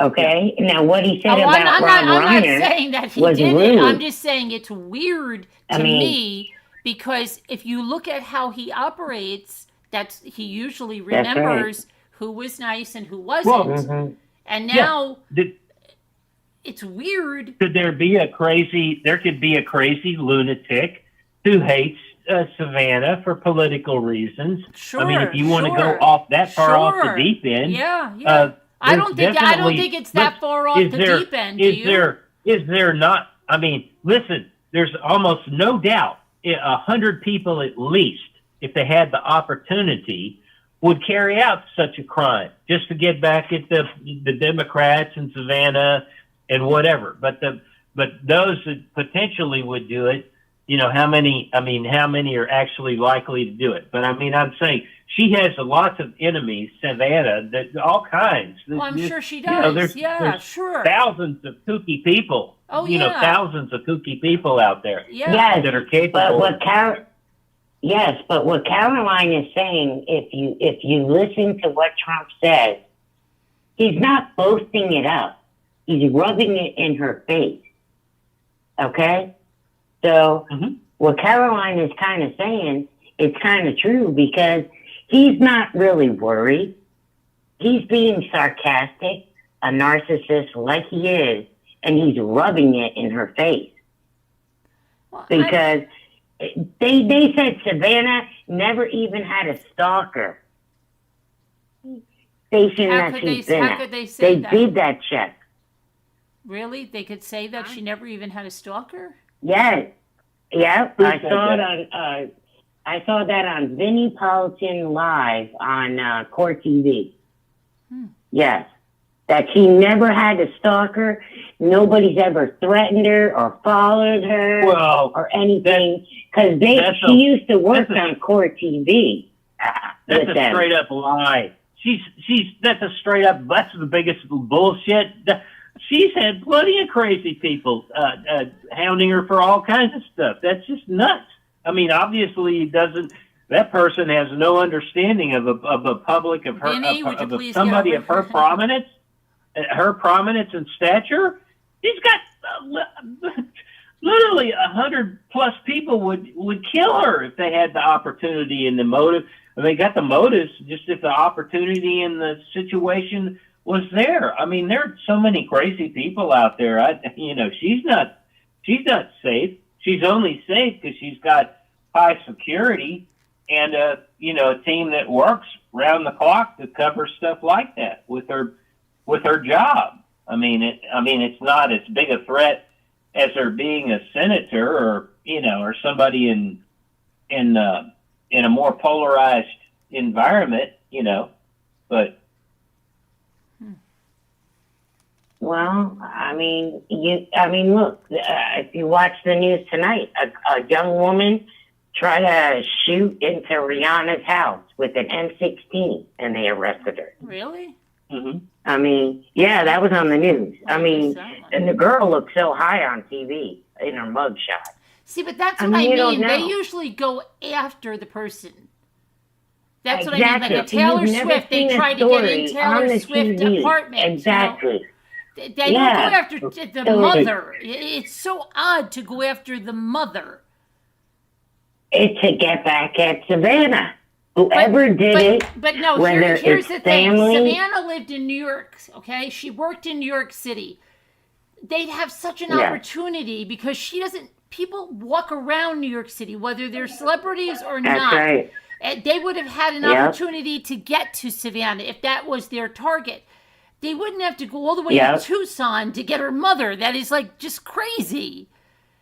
I don't know. Here's I'm saying to get back at her there. Wait a minute. Here's where you're missing the big thing that I keep pointing out to you. I've said this before. It's what triggered that. What triggered that was all this news and big event that they had in November with her mother and Nancy and Savannah. This prominent part of the show, in the media appearance in her hometown. That's what triggered it, was somebody that normally wouldn't do anything like that. But because they got that association with Savannah and her mother, this gave them the idea. If it's like a revenge or punishment for payback or something like that. That's what triggered it. Otherwise, I don't think that would be on the table. In other words, I don't think it would have just happened out of the blue. But that gives motive right there for some crazy person to do these associations. That was a perfect setup for that. And that does go in a good timeline for planning it out and carrying out the Okay, thing. I've which got this something. does. I've got another something. Hold on a minute. Okay, let's look at this. Wasn't there Okay. with the abortion stuff? Wasn't there people that just went and killed the doctors, and they just did it because it's, they were willing to go to prison for the rest of their life and kill this one doctor thinking it was going to stop abortion, right? And so they were targeting that. Now, her husband, Savannah's husband, isn't he a very political guy? Yeah, he goes in and wipes computers out for, he works Well, for the I don't know what he does, works but I for a lot think of he is people, like, yeah. he must have a lot of enemies, correct? Oh, I'm sure. Yeah. They've said that already. So how? Yeah. That's what I'm saying. He's high It could profile. just be an enemy. Of either of them, It could be somebody. Yeah. and somebody we're not even thinking of. Just somebody that they pissed off somewhere along the line. And nobody, they haven't put them on their radar yet. That's what somebody said. They said we're going to be really shocked. Or what word did they use? We're going to be something like scratching our when they find this person because it's going to be somebody you'd never think of. Well, Yeah. that's where I would lean back to the 70% of the crimes being committed by somebody within whatever that mile radius is, like a 2 or 3 mile radius.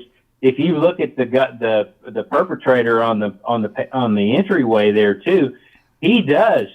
His pupils are highly dilated, more so than even I would say normal. In other words, when he flashed that flashlight up on the camera, there's light there, and his pupils are still extremely dilated. So, usually your pupils will shrink down. But there's just if you look, I mean, he does have this very glazed, very overly dilated pupil, and that sort of druggy, tranquilized look. I mean, he's sort of, there's no animation to his face.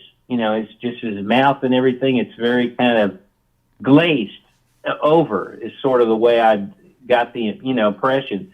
Like this is somebody that's sort of tranquilized or on some level of drugs. I wouldn't be surprised at all, carrying out the crime. I mean, and even if you looked at the way they walked, it wasn't like a perfect, their physical condition isn't in incredible optimal condition physically walking the movement. It's a little bit off.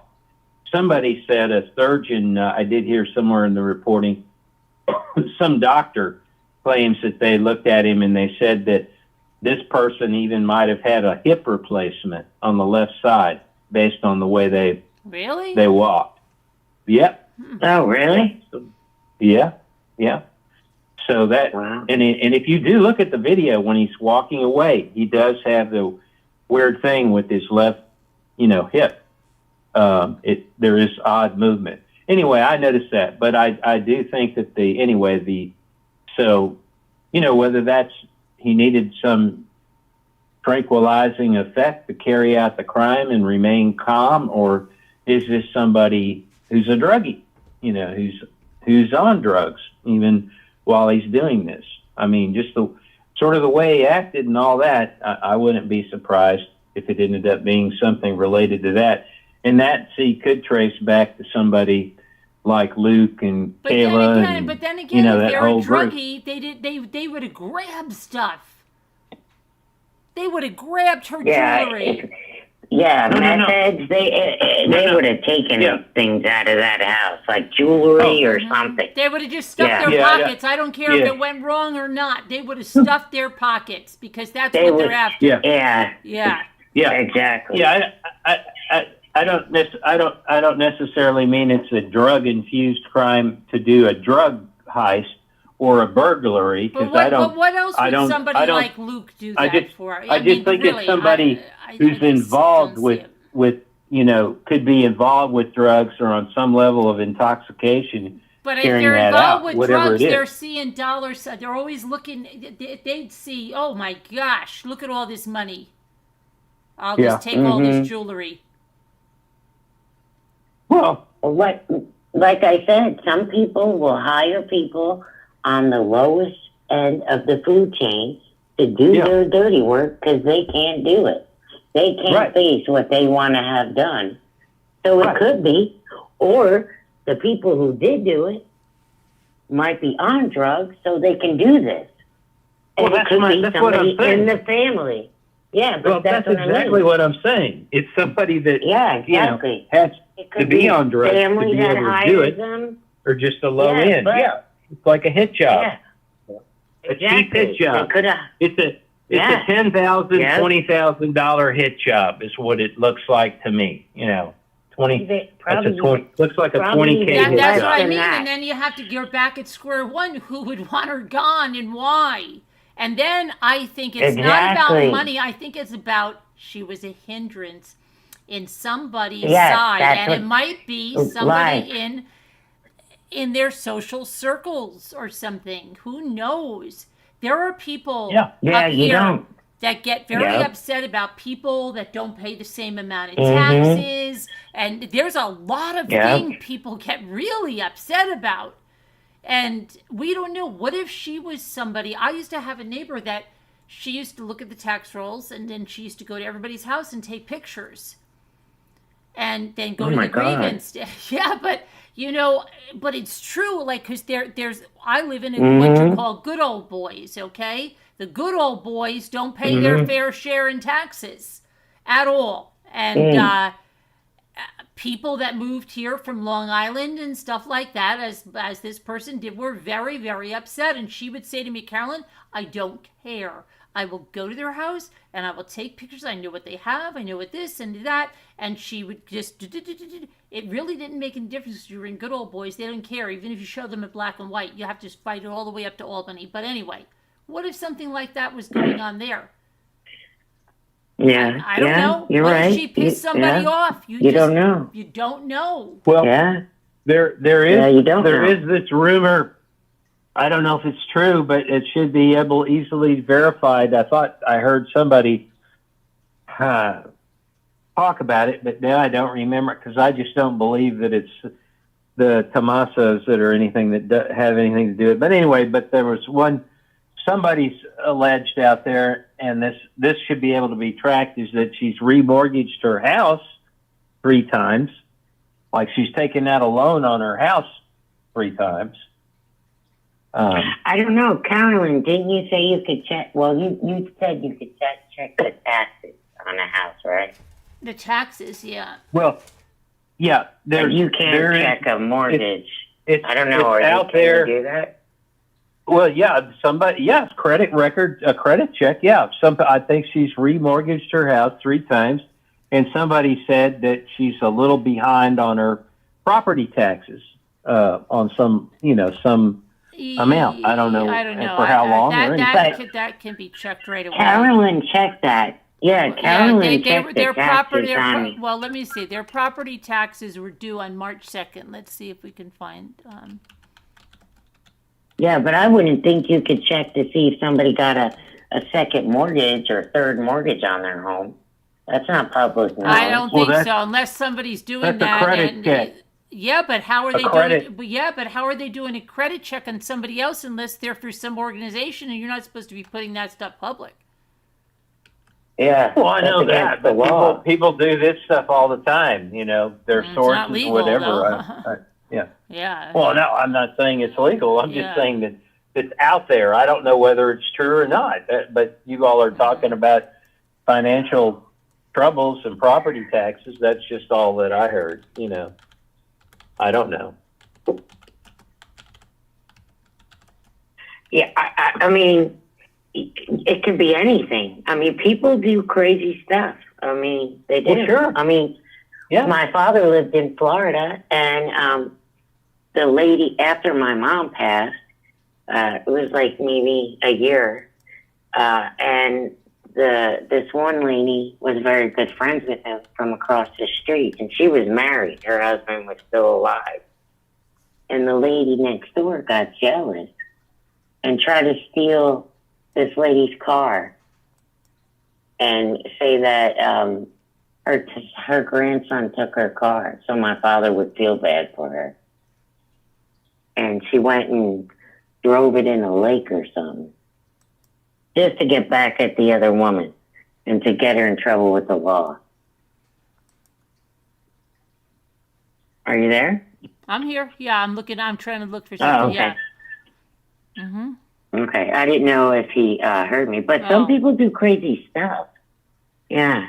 I was. Well, I hear. None of us know who did it. We're just trying to think the most likely, thing. And of course, I know that statistically, I have to agree that usually it's somebody close in the family. Those are close friends. Something very close in the high percentage of the cases. But to me, I think I've eliminated the motives for anybody, like, even though the people have jumped on Tommaso and Annie, I just can't buy it, because I just don't see the benefit. I see the much better benefit just letting her die naturally. She's going to do so sooner than have her disappear, and then she can't be declared dead anytime soon. Or just have it done as an accident, that they can make it look like an accident, and it's much easier to do, much more acceptable. She just falls in her shower, and hits her head, whatever, and bleeds out. I mean, that's not a hard crime to concoct with an elderly person that bleeds easily. That happens all the time. No, I know that. Yeah. I know that. My dad fell in the bathroom, and we didn't know about it for 4 hours until we got there. But I know that. But you don't need anything exotic. Yeah, you don't need anything exotic. But you don't know that what exactly. But you don't know if she liked him, if they got along, or if Annie and her got along. You don't know that. This is stuff we don't even know.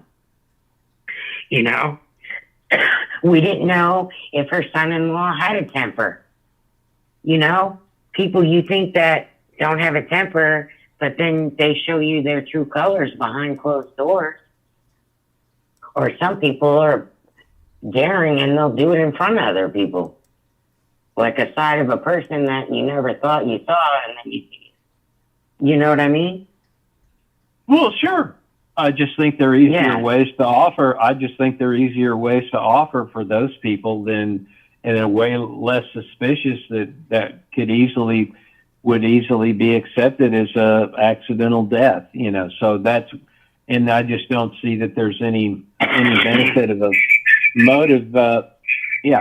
So I mean, you can have your own ideas, and I got my own ideas, and nobody can say one's better than the other. It's just a different way of analyzing the thing. I try to, I do think there's this dark side that both Annie and Tommaso have with this goth death culture. I'd really call it a death culture. And to me, it goes more along the lines of sort of satanic death, at least if you're going to the level that people like Luke and Kayla and the Mojito guy that's the producer for both Tommaso and the guy in Los Angeles. That's a very dark side of humanity. I mean, that's sick. It's sick. It's psychologically sick.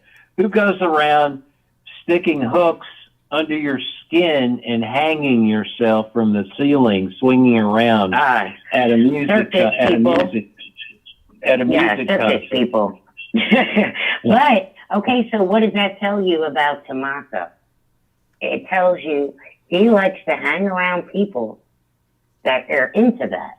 Have you looked at the music he played in his band? The music is off the chain. It's crazy. So he put himself with those type of people. And those type of people, there's a big circle. And there's a lot of people like that out there. Well, that's where the idea, of them coming in contact with them and them knowing about Nancy and the wealthy family, and then somebody outside he doesn't know, they commit the crime. He's just the association, the link, but he doesn't have anything to do with it. That I do think is possible, because that is a really wild, kind of crazy group of people, and he has some contact, enough association with him being a musician, band player in this genre of music, that a lot of people might know about Savannah Guthrie and his mother. He's a caregiver for her, and just this money possible connection that way. So that could go back again to the ransom idea too, because we don't know that those two. It looks like that she may. Okay, looking at the taxes, the first half. Okay, if they were going to pay it in full, it was due 12/31/2025. It wasn't paid in full. It says then first half due date was 10/1. Okay, 11/3. So they pay it 4 times. I don't understand how they don't get interest put on them.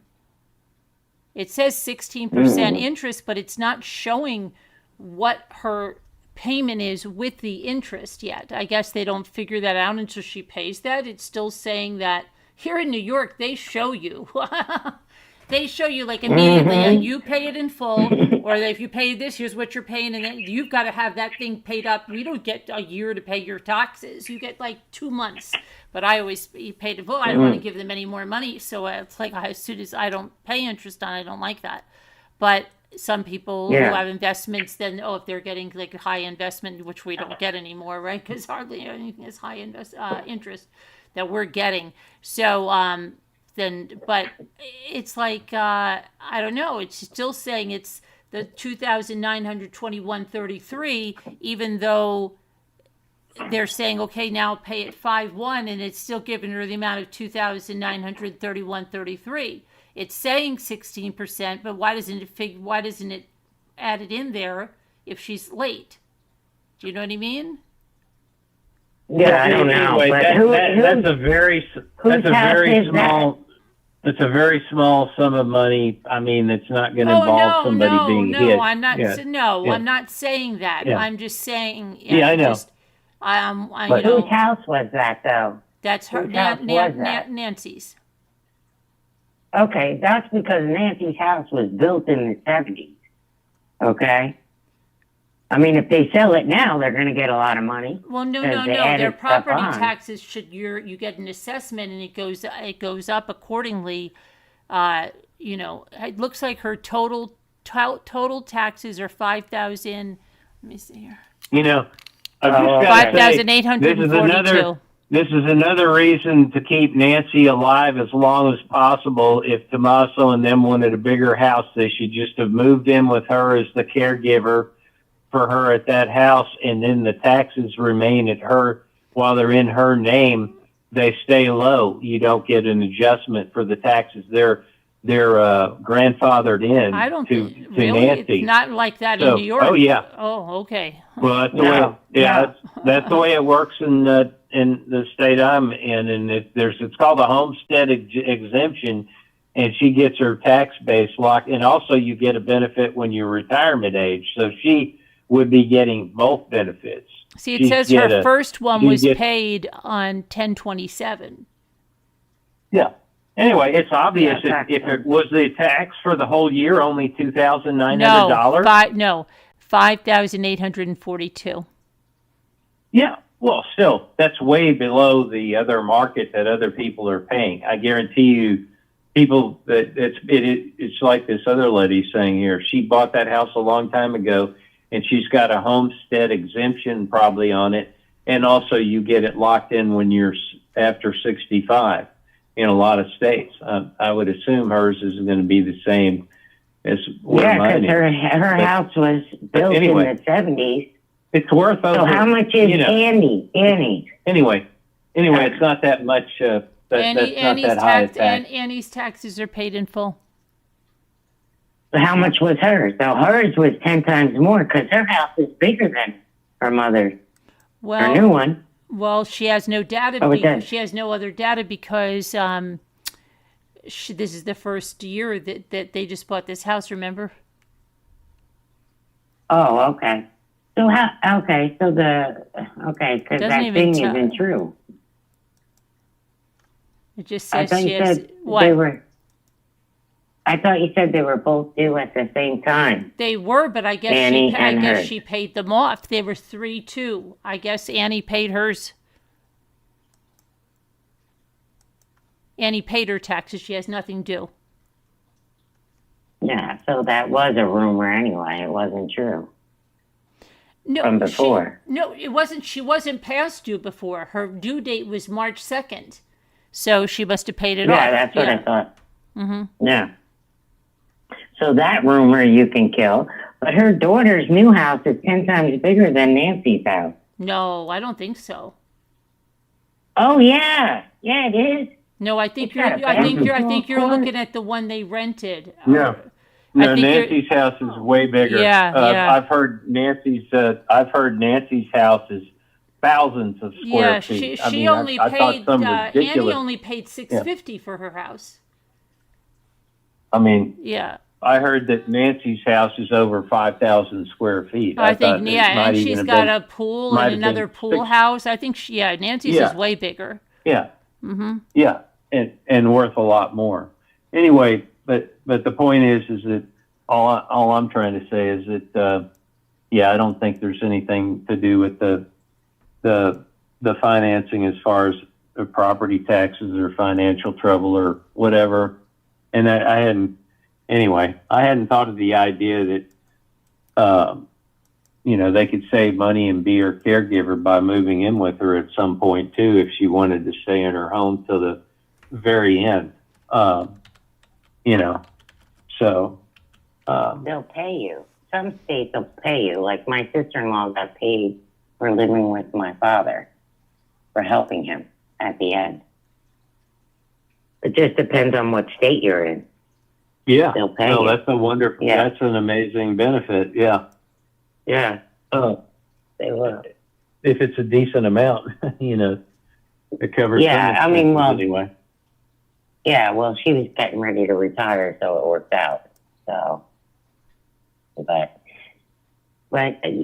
I guess we'll just have to wait and see what happens. I mean, there's going to be tons of rumors about what's going on and everything. Caroline, did you see what Sandy said? No, what'd she say? Just now? Well, it's on the chat while we were talking. Oh, hold on, let me see. I don't want to say it. Was it about people? No, it's about the case we're talking about. Yeah, but I mean, was it about people being involved? Yeah, she said she saw something on the news. Oh. She didn't say where, though. So I don't know. I only watch nightly news tonight. I didn't get to watch it. Can you say what it's about? Oh, I did. Yeah, I don't know if that's the news. Which news is that? Their cars were seen. That could be fake news, though. There's a lot of fake news. Yeah, no, that's why I didn't say anything. I didn't want to say anything. Yeah, family again and friends. But just really watch for that because it could really. There's so much fake news, Sandra. You would not believe how much. Mm-hmm. Crazy how much. Yeah. But okay. Well, I'm gonna let you go so you can go to bed. I know. I got to go to 3 bed. o'clock Right. in the morning. I know. I'm going to do the word game and go to bed because the trial. Well, and I want to be. It was nice to meet the other gentleman. I'm Margaret. Okay. Yeah. It was nice to meet you. Yes, nice to meet you. And is he watching the trial we're watching, Caroline? No, I don't think he follows any other. You don't follow any other true crime except for this case, do you? Not so far. I mean, just because you're talking about it a little bit, and I've seen it in the news feeds because it's a crime story Right. with a lady that, I guess she poisoned her husband yeah, with fentanyl. Well, allegedly, Oh, yeah. yeah, she's being tried. Over- yeah. Overdosed him, Yeah. and then maybe even was poisoning her boyfriend. Yeah, I don't know. Allegedly, right? We have to see what happens. But I think Yeah. the polls we're taking, I think that, it's a done deal. She's going to be found guilty. But Oh, well, that's a common thing for women to poison for money. I mean, that is oh my gosh, a character. Listen That's a to it. character. Well, I mean, if you're for we all women don't that's do been that, murdered, they often will choose poison. Yeah, right. I mean, that's not uncommon. well, at men least too. Look at some that of 'em. dentist. Look at that Mormon dentist. He poisoned his wife's smoothies, killed her. Mm-hmm. Mm-hmm. Mm-hmm. Yeah, exactly. Yeah. But do you know that she got over $1 million in a life insurance policy, and she spent it in Yeah. a week's time to pay back her debt? Yeah, because she was in debt so bad. She had like $8 million of debt. It was crazy. She Yeah, I was didn't in so realize far that. over her head. It was crazy how far over her head she was. Mm-hmm. Yeah. That's something like, how would you? I mean, that would drive most people bonkers, right? To think like, what the heck? But she had a husband that really, if she really loved him and went to him and said, look, he would have helped her out of it. He had a lot of money. And he would probably said, you're not going to be in business anymore. It's just be a housewife. But I mean, she was just so hell bent on being this success, and she wanted that she just bought like 15 properties. She just starts flipping properties, and you buy 15. Who does that? How could you ever manage 15 properties like that? It's just crazy. Yeah, and look at the guy she was having an affair with. He was like he had some screws missing himself. Yeah, but see, a lot of them do that. They're married to wealthy guys and this and that, and then they're like, they just go for this other guy because they married for the money, and then now they go for like this bad boy or whatever. I don't know what they're doing. Yeah, it's crazy. The biggest thing I hope they do, I hope they actually bring up the Google searches, because I can't believe she Google searched rich jails. Oh yeah, well they have all that. You know- That's all. Yeah, that's all in evidence. Yeah. Yeah, but is the judge gonna let it come in? Oh yeah. Everything That's the everything issue. that's been in there that has a number on it has already been admitted. Yep. Yeah, well, hopefully. Oh yeah, it is. Well, I told you with the number 10, 0 was on the thing today. She was just trying to accuse people of stuff that didn't even happen. Yeah, I know, but Her other lawyer, she was just, I wanted to go through your site and smack her. yeah, but I did. She was bad. it's all in there though. I don't see how they could ever see she's innocent. How anybody could say that. Never. Yeah. Yeah. No. Well, I'm not going to keep you because I know you got to go to sleep. Yeah. I'm gonna do this word game. I'll be up watching and stuff. All right. Okay. Mhm. Thanks, and thanks for coming on, Space Good night, Cat, guys. Margaret. Thank All right. you. Thanks for your point of view. Bye-bye. Bye. Okay. Where's my word players? I'm gonna play until you get over here. All right. Then we got to go to bed. I am wiped out tonight. Oh my gosh, it was just such a crazy, crazy day,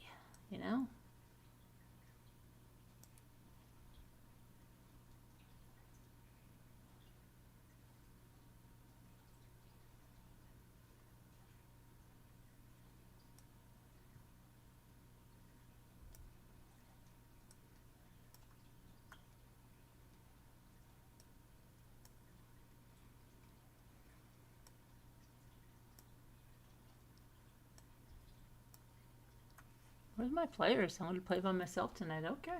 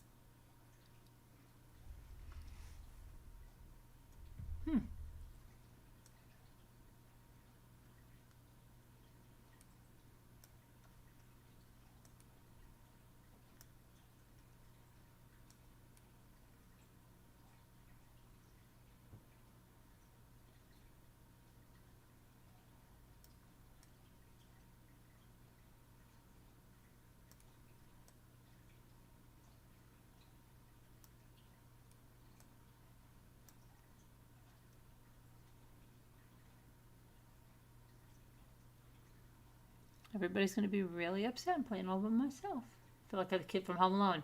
You're going to be really upset. I'm playing with your toys. You're going to be really upset, Murder. I'm playing with your words.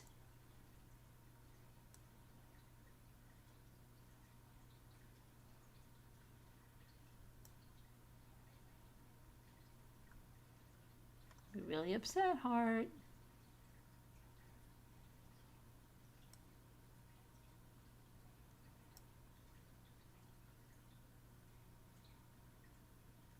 You're gonna be really upset.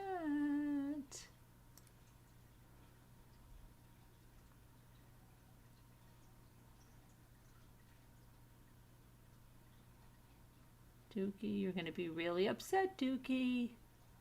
Playing with your stuff.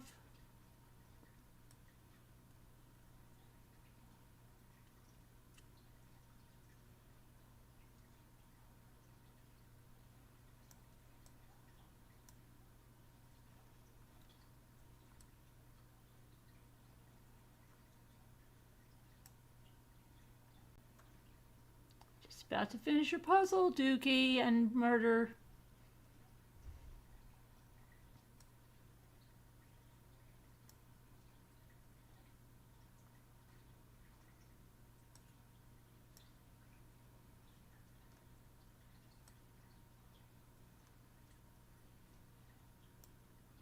Just about got it done all by myself, guys.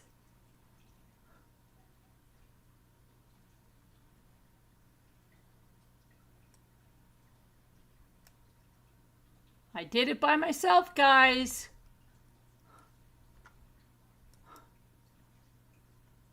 Not nice.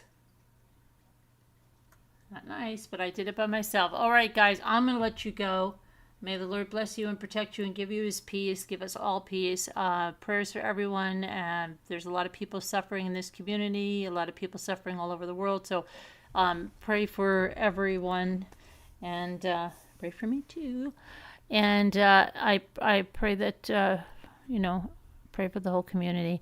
And God bless. I'll see you tomorrow. Let's do the trial early in the morning. And we'll see you later. Be good. Be kind. Be nice. Love you guys. God bless. See you later.